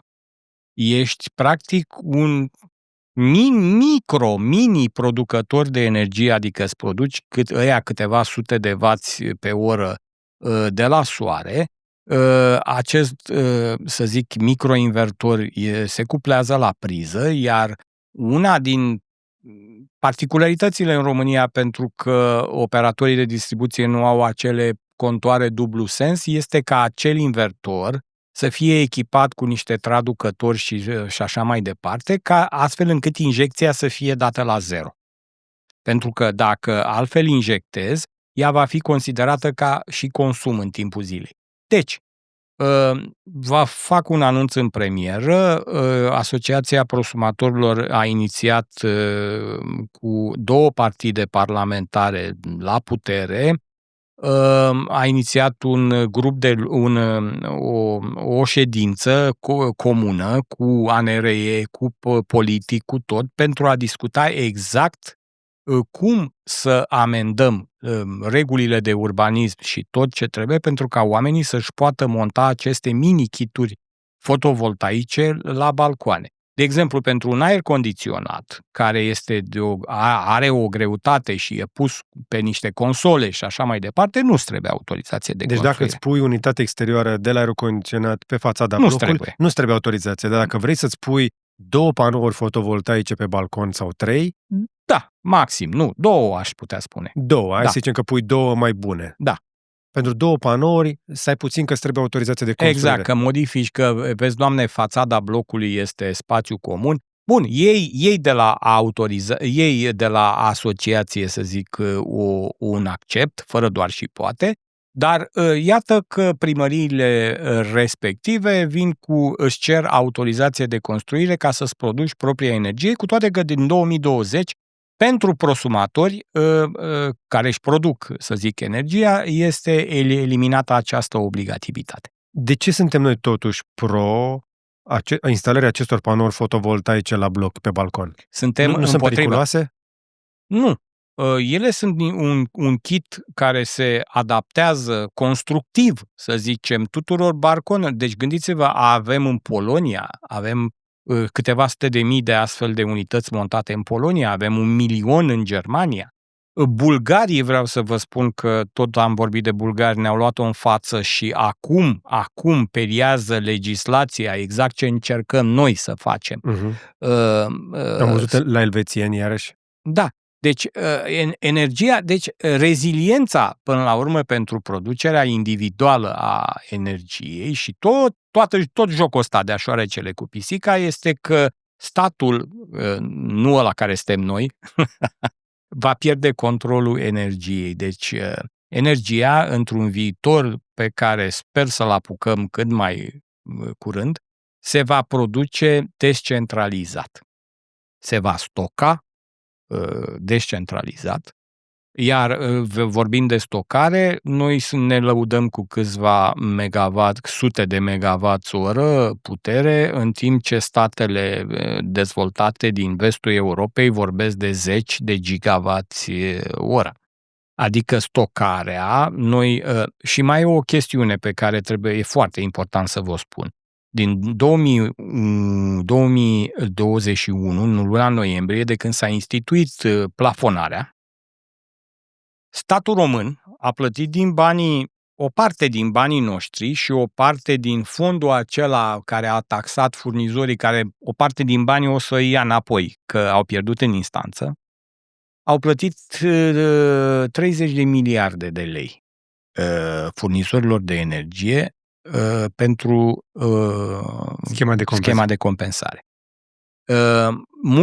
Mulți din acești bani din studiile noastre au venit ca bonus, pentru că după pandemie au fost foarte multe firme și persoane care au avut la un moment dat inclusiv 4,50 lei pe kilowattoră preț de contract.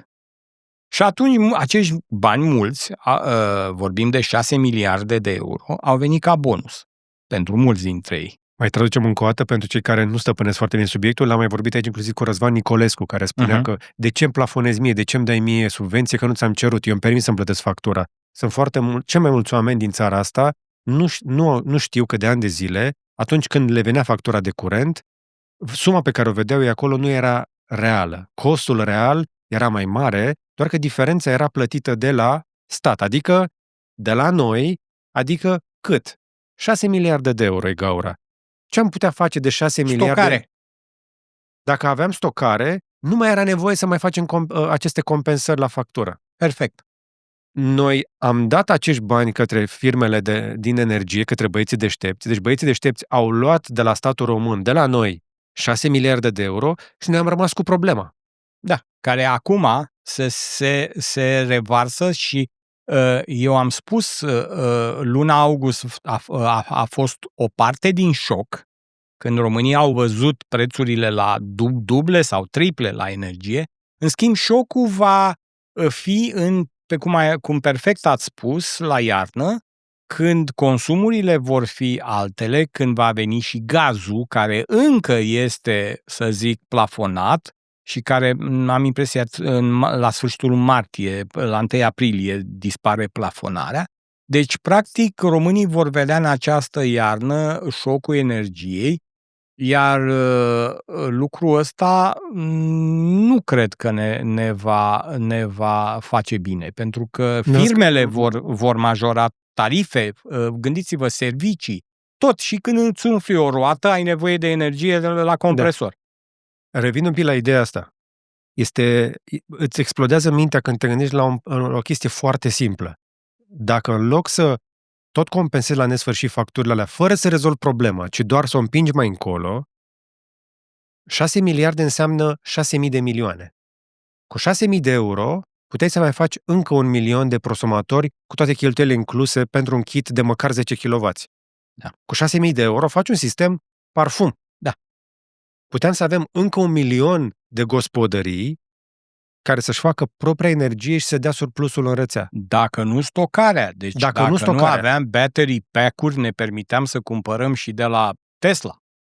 De banii ăștia ne rezolvam toată, am mai zis, o zice foarte des Ciprian Cherciu, spre exemplu, că de banii ăștia ne rezolvam toată problema cu cele mai scumpe baterii. Da. Iar Darnița era istorie din momentul ăla, din moment ce ai Deci, săptămâna trecută în Madrid am și pozat. Am avut un șoc. Ei au avut și ei un șoc de penurie de curând. Am văzut battery pack-uri pe stradă, cu cabluri așa ca pe mână, care erau de backup în caz de avarie. Deci pe anumite străzi erau niște containere mari și scriau pe ele energie verde 100% cu cabluri scoase care intrau în transformatorul zonal, în care erau ca backup, astfel încât oamenii să nu rămână în lift. Un UPS de cartier. Un UPS de cartier, da.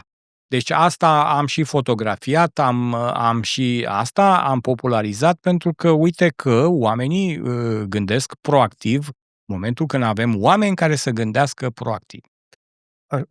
Să recapitulăm un pic pentru cei care, iarăși, poate încă nu au aprofundat subiectul și vor să înțeleagă de ce tot batem toba.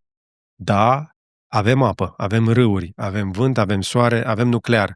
Niciuna dintre chestiile astea nu bate la viteză de implementare și la costul final, pe termen scurt și mediu, fotovoltaice cu baterii. Da. Nu poți să bați în momentul ăsta. Și, da, pot să mă uit în viitor și să-mi imaginez inclusiv baterii și mai ieftine, dar chiar și la costurile de astăzi, care nu sunt mici, dar sunt mult mai mici față de acum un an sau față de acum 5 și așa mai departe, să pui niște fotovoltaice cu niște baterii îți rezolvă problema de curent. Faptul că noi nu am văzut în vara asta, mie mi-a fost teamă că o să vedem brownout sau blackout-uri și la noi.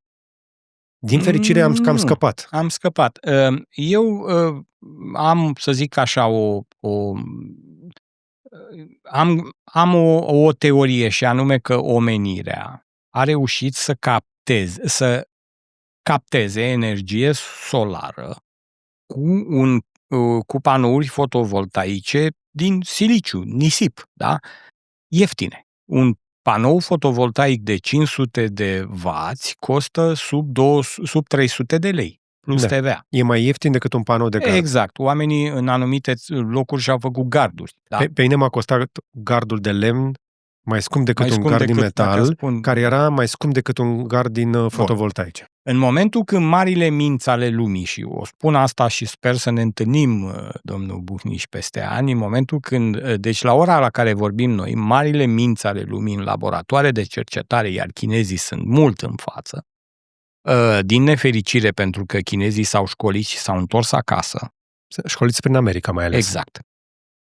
În momentul când noi vom descoperi o stocare ieftină și pe termen lung, va fi game over pentru sistemele, noi nu vorbim de România, de sistemele naționale din lume. Pentru că România, din punctul meu de vedere, va fi ultimul bastion și eu îi zic că e un fel de Eldorado al băieților deștepți din energie. Aici se fac bani prin faptul că anumite ore de consum, când vine omul acasă, dimineața, seara, când își bagă prăjitorul în priză, când nu știu ce, ajunge prețul la megawatt-oră la 2000-2200 de lei și în felul ăsta traderi, dealeri, șmecheri, tot felul de ăștia câștigă enorm. Pentru că România, încă o dată spun, nu-și produce suficientă energie, nu are capabilități. Se tot vehiculează în spațiu public și îl văd la domnul Ivan că vezi, Doamne, centralele pe cărbune produc o energie scumpă și murdară și poluantă. Iar cancerele de 20.000 de români mor se sufocă în fiecare an din cauza cenușii. Dumneavoastră nu știți ce e la Craiova, la cet. Ca acea cenușă nenorocită care îți intră în pori, da? Și în plămâni și peste tot. Deci asta spun. Valabil și pe lângă rafinării. Sunt studii care arată că peste tot unde există rafinărie, incidența bolilor de genul ăsta este mai mare și tocmai de aceea nu este o coincidență că multe companii din petrol dau tot felul de ajutoare benevole la spitalele care tratează așa ceva în zonă, pentru că sunt mai multe cazuri. Da. Adică, da, tuturor ne place să mergem păr cu mașinuța noastră cu benzină, cu motorină și ne imaginăm că gata, avem cărbune și putem să facem energie. Costul uman plătit este de cel puțin 6, 7, 8 ori mai mare decât numărul total al accidentelor rutiere mortale din țara asta. Și suntem pe locul întâi la accidente mortale. Cred că ne-au bătut albanezii. Da, mulțumesc. Dar am fost ani de zile pe locul întâi. Deci, în România, unde se moare cel mai mult la milionul de oameni în accidentele rutiere, numărul ăla pălește prin comparație cu oamenii care mor prin spitale, că nu-i vedem, din cauza poluării, în condițiile în care noi ne putem face energia asta. Și asta vă spuneam, că marile minți ale lumii caută acele baterii în momentul când le vom obține. Și le vom obține, deci, așa cum știți și dumneavoastră și știu mulți din cei care ne urmăresc, bateriile cu sare sunt după colț și lucrurile nu stau aici. Deci omenirea, noi nu vom putea, noi nu suntem Coreea de Nord. Eu le-am spus-o politicienilor și o spun la toată lumea, noi nu putem opri tehnologia la graniță. Deși încercăm mai des. Încercăm. Am oprit 5G-ul, noi am oprit 5G-ul. Noi aici nu prea avem 5G. Nu știu că știți, apare 5 pe telefon, dar nu e. Deci ce e nu e adevărat? Da, nu se fac investiții de genul ăsta că sunt scumpe și Ancomul stă undeva într-o complicitate în asta cu operatorii, să nu cumva să-i forțăm să facă investiții. Ați mai auzit vreun comunicat de la un operator care anunță investiții în țara asta în ultimii 5 ani? Sincer, nu. Nu fac investițiile astea, stau pe rețelele alea vechi și vom păți la fel cum pățim pe partea de energie. Am avut aici pe cineva din Republica Moldova, unde au un IT Park, Moldova IT Park, și îmi povesteau că ei în momentul ăsta sunt numărul 1 în Europa la fibră optică. Sunt sate care nu au asfalt, dar au deja fibră optică. Păi noi avem probleme de semnal, sunt salvatori montani în țara asta care se duc o zi întreagă pe munte, prin comunități de oameni și pe munte, și nu au semnal la telefon 12 ore într-o zi în care au intervenții. Pentru că noi nu obligăm operatorii să facă investițiile necesare. Da, nu avem o autoritate, de fapt, cum e și ANR-ul. Aș vrea neapărat să punctez un proiect care îmi aparține sau ne aparține ca asociație, este vorba de prosumatorul de condominiu. Prosumatorul de condominiu ar rezolva foarte rapid, mâine ar rezolva problemele... Hai să zicem așa, prosumatorul de la bloc, ca să înțeleagă mai mulți oameni, Da, prosumatorul de la bloc, practic. Adică, așa cum ați spus, noi să nu zică oamenii că avem doar soluții pe zona de case, pe zona de firme, hale și așa mai departe. Iată că la bloc, în 2024, Asociația Prosumatorilor a propus Ministerului Energiei printr-un amendament simplu, printr-o amendare a legii asociațiilor de proprietari, cred că este 196 pe 2018, astfel încât administratorii să poată împărți banii produși de sistemul fotovoltaic montat pe acoperișul blocurilor, care acum stă de pomană, care acum 99,9% din energie e bonus peste 2 ani cu plată la furnizorii de energie. Deci, practic, furnizorii de energie au mini-parcuri fotovoltaice răspândite pe acoperișul blocurilor, acolo unde sunt. Acești bani să fie împărțiți locatarilor, proprietarilor, în funcție de și am și găsit soluția, acea cotă parte indiviză energetică, care este egal cu cota parte indiviză a fiecăruia. Adică, la o garsonieră îi se dă, să zic, într-o lună de primăvară 30 de lei, într-o lună de vară 50 de lei, la un apartament cu 3 camere îi se dă 70 de lei, cât a produs sistemul ăla, cât a dat Sfântul Soare, atâta monetizează. Dar pentru asta trebuia ca legea PLX 605, proiectul de lege PLX 605, care trenează în Parlament de 3 ani de zile, care specifică plata lunară a prosumatorilor pe energia care o injectăm, trenează de 3 ani de zile. Acum, de la Comisia de Industrie și Servicii, au dat-o la Comisia Economică și acolo s-a înfundat. Ei bine, această lege prevedea plata lunară, dar și compensarea prosumatorilor pe mai multe locuri de consum. De exemplu, dumneavoastră, dacă aveți aici un sistem fotovoltaic și aveți un bloc, un apartament în Berceni, puteți să compensați ce consumați în Berceni cu ce produceți aici pe locație. Că am încercat chestia asta. Eu am producție mult mai mare acasă decât aici în București. Am aceeași factură cu același furnizor și aș fi vrut să mă compensez între cele două. Nu vor să-mi răspundă la solicitarea de compensare. Nu, pur și simplu nu, pentru că nu este o lege, este acest proiect PLX 605 pe care tot noi încercăm. Pe surse, ieri am aflat pe zona politică că s-ar fi convins PSD-ul, care de fapt era cel care era, să zicem, nu împotrivă, reticent să-l intre în discuție, pentru că probabil, nu știu. Băieții deștepți din energie sunt încurcați de chestia asta. Acolo. Dar PSD-ul nu era Partidul Oamenilor Deștepți, era cu noi, cu poporul. Păi nu era cu dumneavoastră, cu poporul, dar ei sunt interese mari sunt interese mari cu bani mulți. Deci aici noi vorbim de miliarde de euro pe lună și sunt lucruri serioase. Eu n-am încasat, am spus în prosumator la 3 adrese, am un excedent mare acasă și am o factură mare aici. Da. Păi, haideți să vă spun care e soluția. Că eu am spus-o și am făcut-o public la toți prosumatorii din România.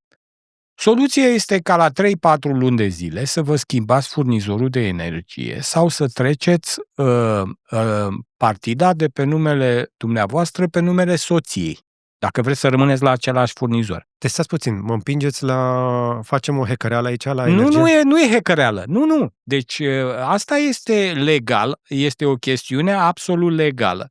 Conform directivelor europene, 499 cred că se numește, prosumatorii sau consumatorii pot schimba furnizorul de energie gratuit oricând doresc, fără să fie pasibili să plătească nicio taxă. Azi îl schimb. M-ați convins. Deci, serios, gata, ăsta e momentul în care m-am hotărât. Deci eu sunt prosumator acolo de peste 6-7 ani. Da. N-am schimbat niciodată. Aștept să încasez ceva. Deci, haide să vă spun. Conform... Deci dacă schimb asta, stați un pic, ajutați-mă să înțeleg. Deci eu sunt prosumator de multă vreme. Da. Și n-am încasat. Da. Că tot timpul e o problemă, că trebuie să mai vedem, să se echilibreze. Se echilibreze, să se alinieze astrele. Așa. Da. Dacă eu în momentul ăsta mă duc și spun, nu, mă duc la altcineva, trebuie să-mi dea banii? Dumneavoastră intrați vă duceți la alt furnizor astăzi. De exemplu, mulți au platformă online, nu trebuie să vă duceți fizic. Da.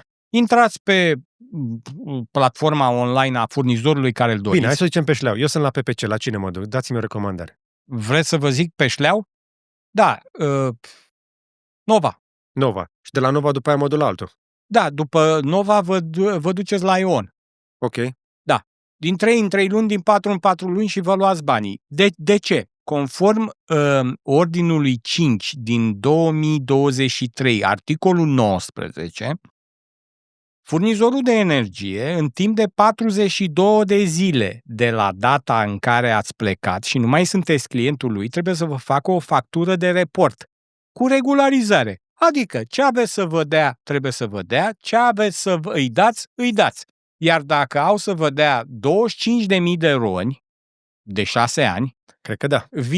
Vi dăm cont, le dați un extras de cont în care, de la bancă în care spuneți George Buhnici, IBAN numărul, și ei sunt obligați în alte 15 zile de la data primirii IBAN-ului și extrasului de cont să vă bage bani în cont. Eu vă fac o dezvăluire. Eu sunt prosumator din 2020 și la 6 luni de zile eu am schimbat furnizorii și mi-am luat banii.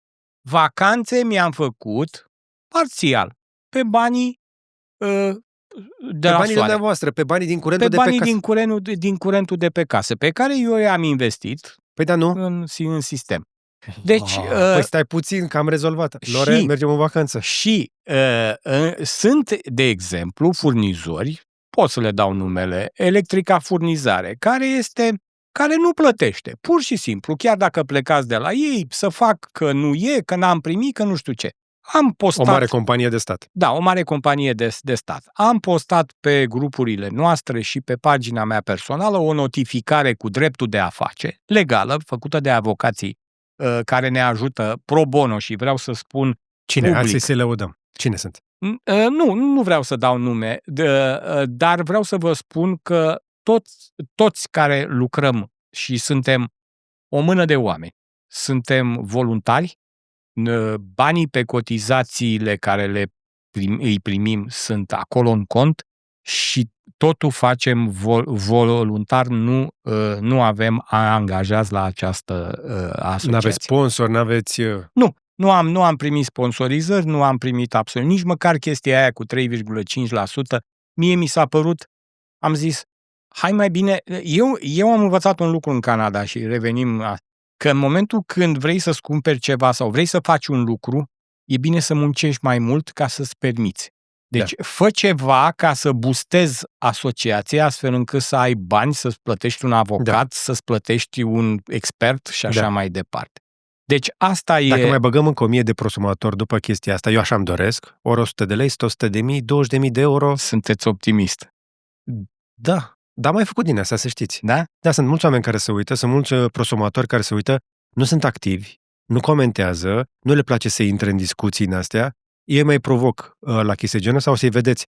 Vor fi oameni care o să ne spună mai jos la comentarii că de obicei nu comentez nu știu ce, dar data asta am intervenit să vă spun că vă așteptăm acolo mai jos. Este o mare problemă cu algoritmul. Dacă ați ajuns până la acest punct al interviului, trebuie să insist. Știu că sună o chestie de copii. Dați cu like și cu share pentru că algoritmul vrea să vadă că interacționați cu ceea ce vedeți aici. Așa funcționează internetul. E o mare problemă cu genul ăsta de material pe care nu avem vedete, nu vorbim cancanuri, nu vorbim de despărțiri, împăcări sau cine știe ce activități. Vorbim despre chestii care sunt cu adevărat folositoare. Dacă vreți să vedeți mai multe chestii genul ăsta, trebuie să le dați mai departe pentru că așa funcționează comunicarea și dacă vreți reprezentare, faceți-vă membri. Credeți-mă, e foarte simplu, am intrat eu pe site, pe Asociația Prosumatorilor, intri, te înscrii, completezi formularul ăla. Da, e un formular simplu și se validează, deci am ținut ca cei care vor să adere la asociația noastră să fie, cum se zice, genuine prosumatori, adică să îmi dea o fotografie cu telefonul după o factură care demonstreță că e cu minus, da, cu prosumator, după o factură de materiale, după un contract cu care și-au montat. Deci, ca eu să am certitudinea că oamenii ăștia sunt prosumatori stricto sensu și să fie în regulă. Deci eu îi certific, eu personal Dar cred că ar trebui să le dăm ocazia și celor de la bloc să intre în asociație ca să poată să vă susțină și să se implice activ pentru a-și câștiga dreptul să-și facă energia de pe balcon și de pe acoperiș. Cred că ratăm o ocazie să folosim aceste acoperișuri care toată vara se încing bitumul ăla, stă și efectiv și arde, se coace. 4200 de hectare avem în România de acoperiș de bloc, domnul George Bucnici. Câtă energie încape pe ele? 4200? 4000 de megawatts, adică de 5 ori de 2 ori și jumătate Cernavodă. Deci mai putem face încă aproape 3 reactoare de la Cernavodă, doar acoperind acoperișurile de blocuri, care în momentul ăsta nu sunt folosite la nimic și mai apare un efect interesant. Că dacă pui fotovoltaice pe bloc, reduci din căldură, din radiația care bate în blocul ăla, că e preluată de panourile astea și transformată în energie electrică, plus uzura acoperișului, vei interveni mai rar la reparație acolo. Sunt multe avantaje. Am o chestiune interesantă. Deci, cutia Pandorei asta cu energie scumpă, de exemplu, în Pakistan, dacă cineva va avea curiozitatea să verifice pe Google Earth capitala Pakistanului, va vedea absolut toate acoperișurile gen terasă, că așa e asta, și balcoane, terase, tapetate cu panouri fotovoltaice. Deci, o energie scumpă. Deci, când ați devenit prosumator acum 6, 7, 8 ani, cam așa, era în jur de 40 de bani kilowattoră. Asta a fost un vizionar pentru treaba asta. Eu mi-am montat primul sistem fotovoltaic în momentul când, acum 7 ani, când mi-am luat prima mașină electrică. Și am zis, a fost un moft scump. La momentul era un moft scump. Moft scump, pentru că am zis să am stația de benzină la mine în curte. Așa am zis și eu. Bravo, deci iată. Dar e logic. E logic și pentru că produceam mai mult decât îmi trebuia când încă n-aveam mașină electrică, am făcut Bitcoin.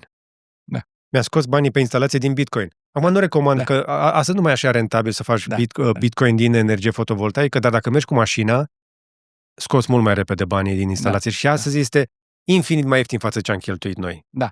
Infinit. Deci, la vremurile alea, la 30-40 de bani... Dar chiar și așa mi-am scos banii. Chiar și așa, da. Și la banii, și la prețurile alea mari din... cât era, Doamne? 2008? În 2017, pardon. Era 300 de euro un panou. Exact. Știu că mie mi-a ieșit instalația undeva la peste 1 euro pe watt. Peste 1 euro pe watt doar piese, componente, da? Plus instalație, plus am făcut o structură suplimentară doar pentru fotovoltaice ca să pot să ies cu casa în premium pasiv. Și chiar și așa, cu o instalație făcută scump în 2017, mi-am amortizat-o, sunt profitabil cu ea, merg gratis cu mașina. Da. Și am și bani de luat. Da, eu tot la fel nu consum gaze naturale, am o capacitate în baterii, în stocare și sunt off-grid de 6 luni și cred că am undeva la 4 lei pentru că mai intră soarele în nor, încarci mașina, am o mașină care încarcă cu 22 de kWh și una dintre ele și mai ciupește, să zic așa. Dar vă puteți face așa, o balansare după producție.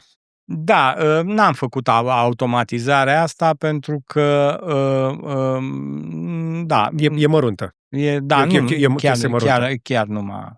Asta este un efect interesant pe care cel mai mult o să îl descoperă după ce își pun fotovoltaicele. Dintr-o dată încep să devii, exact cum cea și cu spaniolii și cu mașina electrică, te plimbi de plăcere, începi să faci vacanțe, te mai duci prin țară, mai vezi ceva, te gândești ce interesant ar fi să-mi pun niște iluminat arhitectural dacă e nevoie. Da. O chestie interesantă pe care cercetătorii au descoperit este că în momentul în care au apărut iluminatul cu LED, cantitatea de lumină pe care oamenii au folosit-o a crescut. Crescut, da, pentru că iluminatul LED este mult mai eficient și pe lângă asta are multe. Eu, la firma în Canada, am făcut și iluminat arhitectural. Nu apăruse LED-ul, era pe vremea aceea neon. Da. Și cu tuburi cu descărcare în gaz, ca să... CFL-urile alea? Da. Și să știți, da, LED-ul este și iluminatul cu cât ai mai multă energie, cu cât ai mai multă lumină, să știți că e confortul, e altfel. Confort, siguranță, 95% din spargeri se dau la ușă deschisă și lumină stinsă. Da.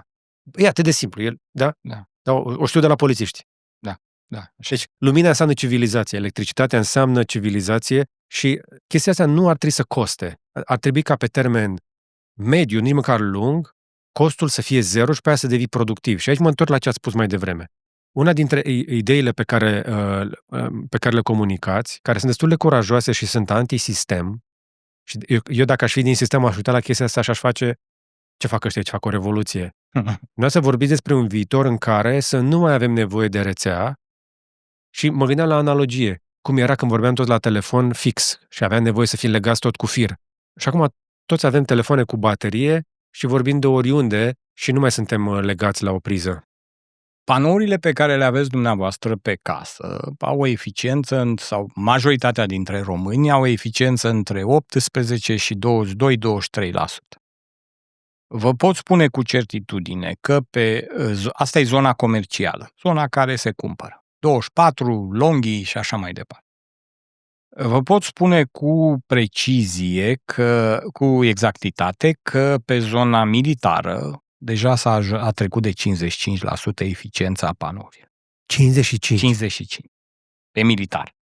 Pe perovskit ăla sau pe ce arme? Nu știu. Că știu că pe Stația Spațială Internațională erau testate. Perovskitul ăla este undeva la 30-33. Nu, este altceva. Pe ISS erau niște panouri fotovoltaice care săreau de 40% din câte am citit. Dar 55 mi se pare enorm. Sateliții care se lansează la ora la care vorbim noi au panouri fotovoltaice 55%. Nu o să rămânem aici. În momentul când, din cosmos, filtrată de atmosferă, de praful din atmosferă, la tropice, soarele ne dă 1000 de wați pe metru pătrat. Hai să zicem că vom putea să luăm 500 de wați pe metru pătrat dumneavoastră, vă dați seama, și care să-l stocăm într-o încăpere în care vom avea, să zic, 3 geamantane. Da? Și să stocăm în acele 3 geamantane 200 de kWh. Pentru că tehnologia aia există deja. Da. Deci vă dați seama că lucrurile ăștia vor schimba fundamental. Iar România cât va e partea Uniunii Europene, încă, NATO, cât va putea, nu va putea. Deci, cum am spus, noi suntem un Eldorado în care băieții fac bani, se învârt, sunt interese, producem energie scumpă, hidroelectrica, nuclear electrica, termocentralele, ce vreți dumneavoastră, cărbune, de unde? Să ardem pământul ăla de la Gorj? Adică ăla e un lignit cu un cărbune inferior de suprafață care dă mai multă cenușă și toxicitate decât randament. Dar, în sfârșit, domnul ministru Ivan, văd că insistă că sunt niște voturi acolo, da. Voturile alea nu cred că vor mai rămâne. Deci lucrurile nu au cum să rămână așa. Hai să simplificăm pentru cei care se uită la noi. Imaginați-vă că aveți o bucată de acoperiș sau de pământ sau de ceva, de gard, de ce vreți voi, de 2x5. De pe 10 metri pătrați poți să produci 5 kW la amiază și într-o zi noroasă o să ai cel puțin 12-15 kWh pe care să-i consumi în casă. Da. În fiecare zi, noroasă. Da. Într-o zi mai însorită, cam e cum e și acum noi tragem prin septembrie, e încă bine pentru producție, că temperaturile au mai scăzut un pic. Octombrie e ok. Și octombrie. Poți să ajungi din 5, poți să ajungi la 25 de kW într-o zi? Da, poți să ajungi la 25 de kW, dar gândiți-vă că... Kilowatts-oră. Dar gândiți-vă la stocare. Deci surplusul ducându-se în baterii, tu vii acasă de la serviciu și practic consumi exact ce n-ai consumat ziua. Cred cu tărie că locul unde trăim, câte vreme noi nu suntem acolo, ar trebui să muncească pentru noi. Da. Avem case... Și tehnologia să muncească pentru noi. Da? Exact. Avem case care în absența noastră nu fac nimic. Când de fapt soarele bate. Dacă ai soare la tine acasă, soarele ar trebui colectat în folosul tău, într-o baterie, și când ajungi acasă, după o zi de muncă, ți-a prins luminile, te la televizor, faci ce vrei tu. Îți faci duș, încarci mașina din propria ta energie. Și asta, nu vorbim despre un scenariu de viitor, vorbim despre un scenariu de prezent pe care am putea să-l avem acum cu tehnologia existentă. Nu trebuie să mai așteptăm prea mult pentru lucrul ăsta, putem să începem de azi. Unii dintre noi au făcut-o. Ar mai fi câteva idei prin care vreau să trecem. Am vorbit așadar. Ați vorbit despre comunitățile de energie, să ne punem energia la un loc ca să putem tranzacționa mai bine. Da. Pentru că individual ăștia ne iau și ne mănâncă pe pâine. Da, și sunt oameni care au gospodari care pot să gestioneze și e demonstrată la nivel de Europa, numai că la noi pur și simplu se va pierde controlul atâta timp cât există în România primari destoinici, există în România oameni care au comunități sub mână și care fac o treabă extraordinară, la fel se va întâmpla și în energie. Parcul fotovoltaic al satului tău, exact. Bateria satului tău. O eoliană cu credite preferențiale, cum vreți dumneavoastră. Nici măcar, dacă ai o mână de oameni care pun mână de la mână, nu mai stai după... Până când îți vine finanțarea sau cine știe ce grant, o faci din banii comunității și o amortizezi, scoți banii aia până când vin banii din altă parte. Exact.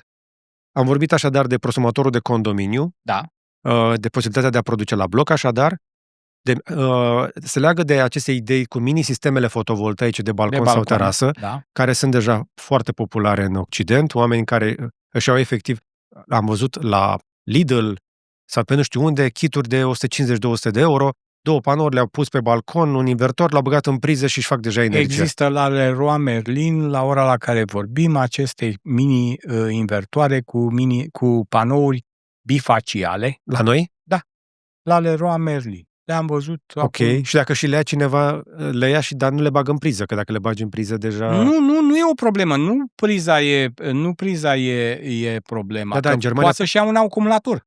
Păi asta e că în România trebuie să ții un acumulator. În Germania notifici operatorul de distribuție să schimbe contorul din contor unidirecțional în contor bidirecțional, iar oamenii se conformează. La noi o să ne răspundă că nu au. Exact. Și ANRE-ul trebuie să dea posibilitatea furnizorilor de energie și distribuitorilor... Obligativitatea să instaleze. La cerere să instaleze. Nu vorbim de transmitere la distanță cu SIM, cum avem noi, prosumatorii.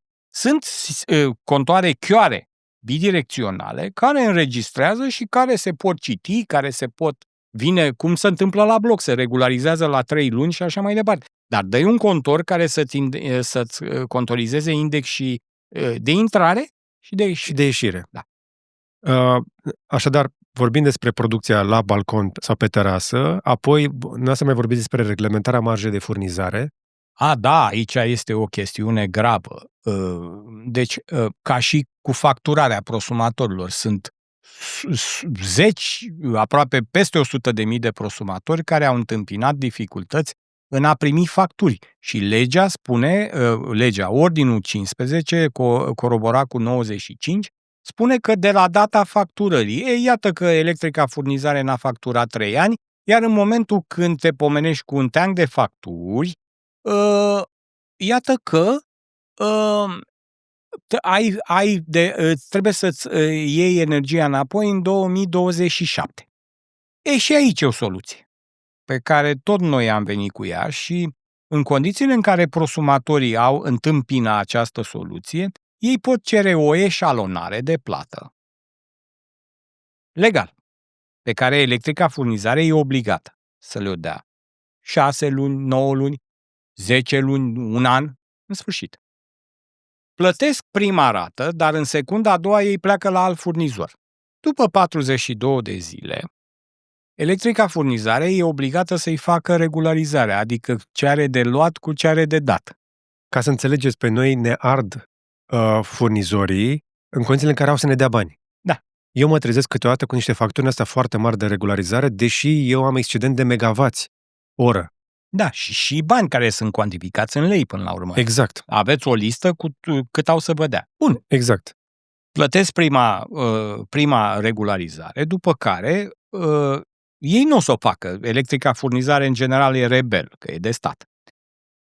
Și o să vină a doua asta de plată. Tu fiind la alt furnizor, oarecare. Nu mai plătești. Și ce se întâmplă? Te notifică. Și atunci tu îi trimiți răspuns, stimate furnizor, în condițiile Ordinului 5 din 2019, aveți obligația ca în termen de 42 de zile de după ce am plecat lumea asta, să-mi trimiteți factura de regularizare și să-mi trimiteți banii în cont. Ce am să vă dau, compensați cu ce aveți să-mi dați și diferența dacă e vă dau, dacă nu, nu. Și vă trăiți viața. Nu trebuie să vă complicați. Asta este un motiv foarte bun să dai 100 de lei la asociație ca să afli chestii genul ăsta. Iar a cincea chestie pe care o vorbiți, căutăm soluții care se pot face acum. De marja de furnizare, scuzați-mă. De marja de furnizare, asta e, eu am o expresie care o folosesc. E o mare golăneală. Pentru că... Haideți să explicăm, cum e cu marja asta care ajunge până la... 880%. Deci, ce chestia asta? Că e schemă Ponzi, e cripto? Da. Este un fel de golăneală inventată sub oblăduirea ANR-ului prin Ordinul 15, în care lasă furnizorul să ia energia de la tine cu alt preț față de... Deci, cu un punct mai sus spune că furnizorul e obligat să-ți ia energia ție ca prosumator cu același preț cu care ai contract, iar la punctul următor vine și spune că are dreptul să-și pună o marjă de furnizare. Ei bine, iată că sunt furnizori care preia energia prosumatorului cu 9 bani și o vând peste gard la vecinii noștri cu 81 de bani. Sunt furnizori deci și aici... curentul meu, că am stabilit puțin mai devreme, energia lui Buhnici nu pleacă la Otopeni. Nu ajunge în Otopeni. Ajunge la vecinii mei din Corbeanca. La vecinii dumneavoastră din comunitate. Deci eu mi-am făcut instalația, a bătut soarele pe instalația lui Buhnici, Buhnici a băgat în rețea cu vreun 9 bani. Furnizorul și-a luat banii luna viitoare pe HBO, cum zic eu, și-a luat banii de la vecinii dumneavoastră și urmează să vă plătească la 2 ani de la data facturării. Deci, practic, el a luat de la mine cu un leu și dă cu 8. Da. Și mie îmi dă leul ăla peste 2 ani, iar de la vecinii mei ia luna viitoare. Ia luna viitoare. Noi, practic, am susținut și susținem la ora la care vorbim noi o linie de credit care, de când au apărut prosumatorii respectiv dumneavoastră, am estimat-o la peste 300 de milioane de euro. Pe numai dobânda la 300 de milioane de euro e interesantă deja. Deci asta e realitatea nudă. Ăștia ne fură pe față. Da, și este...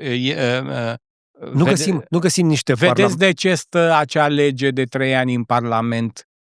Deci au avut un ascendent asupra politicului, trebuie să o spunem. Și, eu nu mă feresc de cuvinte. Nu găsim și noi niște politicieni pe care să-i presăm și care să iasă public, să spună că ne vor reprezenta interesele în Parlament pentru a trece aceste legi de care este nevoie și asociația să-i susțină inclusiv uite, politicianul Ion Popescu, care a preluat inițiativa APC și a adus-o în Parlament și a reușit să o treacă prin așa, este susținut de asociația noastră. Nu știu, să încercăm să punem un pic de presiune, să le dăm, nu să le arătăm doar bățul că protestăm, să le dăm și un pic de motivație, că reacționează. Da, să le dăm și un incentiv. Părerea mea este că sunt, și sincer vă spun că sunt, dar pe de altă parte vestea proastă e că sunt foarte puțini. Iar chiar dacă 1, 2, 10, 20, câți parlamentari avem în România? 500? Nu, trebuie să avem 300, dar n-am avut noroc. Da, n-a fost să fie.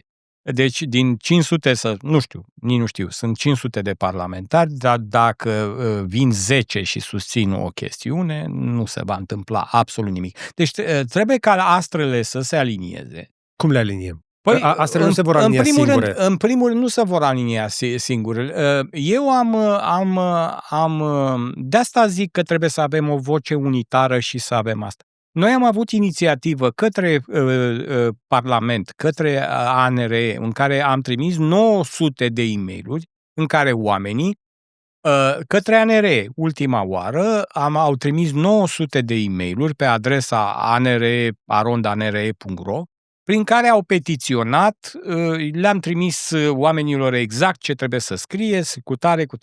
Bun, ANRE-ul a găsit o soluție, a răspuns, a dat un comunicat de presă în care, invariabil, ei nu rezolvă problema petiționată, ba chiar domnul președinte, care dumneavoastră l-ați menționat, a spus că eu am mai fost prefect de Constanța și am mai primit sute de petiții, dar pe mine nu m-a înduplecat. Deci tu să te lauzi președintele unei autorități naționale care câștigi minimum 15.000 de euro pe lună, nu vorbim de bonusuri, incentive, ce nu știa salariul lui domnul președinte ANRE? Eu cred că Nicușor Dan e invidios? Da, nu. Deci 15.000 de euro este salariul domnului președinte ANRE la ora la care vorbim noi, plus bonusuri. Nu ajungă la 15.000 de la noi, că trebuie să ne apere pe noi de ei. Nu, aia a fost când s-a înființat ANRE-ul. ANRE-ul, trebuie să știe toți românii, este o autoritate națională, independentă bugetar, ca să zic așa, și ea trăiește din taxele anuale percepute de la furnizori și distribuitori. Asta e realitatea. Ei bugetul lor de venituri și cheltuieli îl au exclusiv de la cei care îi controlează. Deci e ca și cum poliția ar primi bani de la cei din pușcărie. Da? Deci poliția care îi păzește pe gardienii din pușcărie, da, ar fi plătiți din donațiile, pensiile și salariile rudelor celor încarcerați. Păi vă dați seama ce ar fi în pușcăriile alea? Asta nu e un conflict de interese, totuși. Ba da, e follow the money, evident. Nu? Follow the money. E evident un conflict de interese, dar statului i-a fost ușor ca o autoritate cu 311 oameni să trăiască ca în rai. Și vreau așa să fac o declarație. În energie se trăiește ca în rai. Păi da, dar banii vin de undeva. Păi banii aia vin din facturile noastre. Practic vin din productivitatea noastră. Fiecare dintre noi muncim în fiecare zi. Exact. Și plătim efectiv pe încredere aceste facturi, fără să ne întrebăm dacă nu cumva sunt prea mari. Iar de multe ori când vorbim de tarife de distribuție, de exemplu, noi pe distribuție în zona Oltenia avem 0,49 de lei. Deci cât plătește un canadian kilovatul adus la poartă, noi plătim mai mult decât un canadian, doar distribuția că mi-o aduce de la hidrocentrala Porțile de Fier sau de la nucleară electrică. Deci vă dați seama și gândiți-vă, e monopol. Eu nu pot să schimb. Dacă pot schimba furnizorul gratis când vreau și să-mi iau banii așa cum am deschis portița aia, pentru care furnizorii cred că sunt foarte supărați pe mine, dar asta nu face decât să mă bucure, că am oferit o alternativă oamenilor și mulți dintre ei, să știți, s-au portat, da, ca la telefonia mobilă și mulți dintre ei au folosit acea notificare. Eu o fac azi. Și a funcționat. M-ați convins, o fac azi. Deci sunt niște bani care i-ați creditat și care... O să vă spun sincer, le-am spus celor de la Enel că o să bat toba pentru ei dacă mă ajută să devin primul prosumator persoană fizică din România. Și s-au ținut de cuvânt. Da. Dar după aia au rămas înghețați în timp. Tot ce s-a întâmplat după aceea nu le face cinste. Au rămas și ei în rând cu ceilalți. Am văzut oameni cu inițiativă din interiorul acestor companii care au făcut inclusiv lobby pentru introducerea contoarelor inteligente.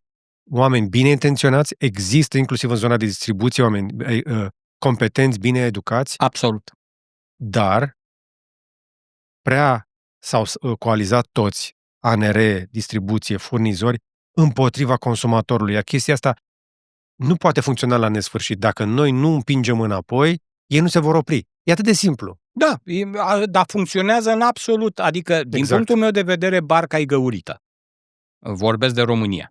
Barca e găurită, iar problemele sistemice care noi le discutăm acum cu aceste lucruri se întâmplă în învățământ, se întâmplă în medicină, în sănătate, se întâmplă în whatever, unde vreți. Deci va trebui la un moment dat și noi trăim prost pentru că nu avem o asociație sau 2 sau 7 sau 9 care să ne strângem mâinile și care să venim să punem presiune civică pe politic.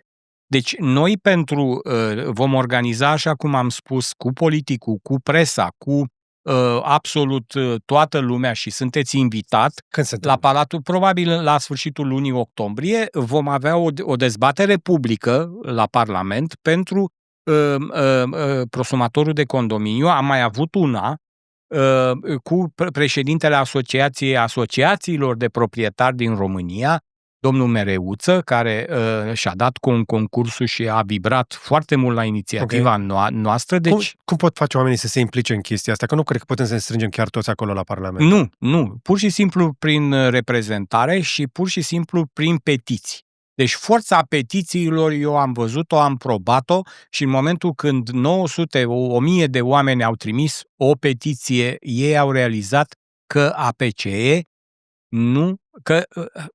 vorbind simplu, nu mai e sat fără câini. Vă propun o idee. Puneți pe asociațiaprosumatorilor.ro un model de petiție sau de scrisoare și către reprezentanții din Parlament ai oamenilor. Oamenii pot să intre pe cdep.ro sau pe senat, mi se pare.ro, să-și găsească reprezentantul și să-i dea un e-mail prin care să-i spună: stimate deputat, senator, sunt în circumscripția dumneavoastră, eu vă solicit să ne reprezentați drepturile noastre de consumator, de prosumator, de locuitor într-un condominiu care dorește lucrul ăsta. Vă înștiințez că în data de există o astfel așa și vă rog să luați la cunoștință, poate participa și să ne reprezentați. Ce? Nu credeți în Canada era o normalitate. Eu când trebuia să aleg un deputat în Parlamentul canadian, eu primeam scrisori acasă, personalizate, pe numele meu, prin care mă invitau la sediul lor sau electronic. Electronicul era early days atunci, ca să zic așa, erau începuturi, în care ne spunea care sunt sugestiile, ce trebuie să facem, ce trebuie care e modalitatea de a-i reprezenta. Deci, într-o societate normală, societatea civilă are o forță foarte mare. Noi n-am făcut la școală lucrul ăsta. Nu suntem aici ca să facem constatare. Se ocupă alții de constatări. Avem o clasă politică incompetentă și încă una care constată. Dar nimeni nu vine cu soluții. Așadar, am auzit cel puțin 5 soluții solide în momentul ăsta. Vă las un link cu toate aceste idei și mai jos în descriere. Intrați pe site-ul Asociației Prosumatorilor. Până publicăm, poate faceți și niște modele de genul ăsta, că cred că le puteți face un pic mai bune ca noi. Cu siguranță. Și oamenii pot să urmărească pașii ăștia, să se intereseze, să le ceară reprezentanților lor, să trimită sezări și petiții inclusiv la ANRE și veți descoperi că nu e nevoie de mulți oameni ca să schimbi lumea. Știu eu un băiat care încă cu 12 a schimbat tot. Da? Nu e nevoie de mulți. Așadar, sunt foarte bucuros că ați lansat de vorbă cu unul dintre cei mai activi oameni din zona de energie de la noi, de care probabil încă nu ați auzit încă. Mă bucur să vă fac cunoștință cu domnul Pârșan și care îi urez mult succes în ceea ce face. A fost o plăcere să discut și, într-adevăr, cred că cu seriozitate, cu pragmatism și cu multă energie, ca să zic așa, care vine de multe ori de la ficat, nu de la soare, vom putea să schimbăm lucruri și în țara asta. Da. Dar oamenii care se uită la noi nu vor să vadă doar constatări încă o dată. Am văzut prea mulți oameni care doar fac constatări în țara asta. Vreau să văd acțiune. Noi venim și cu soluții. Soluțiile astea sunt. Dacă vrea cineva să ofere altele mai bune, este binevenit. Dacă nu, hai să lucrăm cu astea. Hai să le împingem, hai să presăm pentru lucrul ăsta și dacă ești prosumator cel puțin sau vrei să devii, interesează-te în legătură cu subiectul ăsta, nu e nevoie de mulți ca noi să mișcăm lucrurile astea și vom aduce o schimbare care o să fie un beneficiu nu doar pentru noi înșine, ci și pentru vecinii noștri, pentru părinții noștri care sunt împovărați de facturile la energie și o să aducem o schimbare în bine și vom salva și vieți. Și singura soluție pentru români este să-și producă o parte din energie singuri. Numai așa își vor reduce facturile, costurile și își vor crește confortul vieții lor. Singura soluție la ora Este mai ieftin ca niciodată și poți să o faci fără să aștepți binecuvântare sau aprobare de undeva. Poți să începi pe cont propriu, sunt o grămadă de lucruri pe care poți să le faci fără să aștepți ca cineva să te convingă să te oprească. Da? Bun, domnule Pășa, mulțumesc. Mulțumesc și vouă dacă v-ați uitat. Sper să vă fi fost de folos. E un moment bun să vă reamintesc că aceste interviuri sunt susținute de oameni ca voi, în primul rând, membrii noștri. Ai un buton de desubt pe care scrie Join sau Alătură-te. Alege să devii membru și să susții munca noastră, pentru că suntem noi împotriva deocamdată al lor. Dar cu cât suntem mai mulți, cu atât ne vor lua mai în serios. Dă un like dacă ți-a plăcut, un share să vadă și prietenii și un subscribe dacă n-ai făcut-o deja. Era să uite înainte de final. Eu sunt mare iubitor de carporturi și colaborez cu o companie din Craiova care face carporturi fotovoltaice. Nu sunt sponsorat pe acest episod, dar trebuie să-i menționez și am făcut un clip dedicat despre cât de ușor este să-ți înlocuiești un loc sec, gol de parcare, cu o pergolă, cu un carport fotovoltaic. Caut acest clip la mine pe canal la începutul lunii octombrie.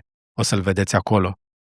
Și despre carporturi fotovoltaice și despre alte metode de a mai face energie vom mai vorbi aici. Avem destul de multe și pe casebune.ro, unde îți mai arăt și tot felul de tehnologii și soluții pentru a trăi din propria ta energie. Și surplusul să-l duci în comunitate și eventual să fii și plătit. Deși cei mai mulți dintre noi nu așteaptă neapărat încasarea aia ca să trăiască o viață mai bună. Și cam atât însă pentru astăzi. Dar până data viitoare, să vă fie numai bine!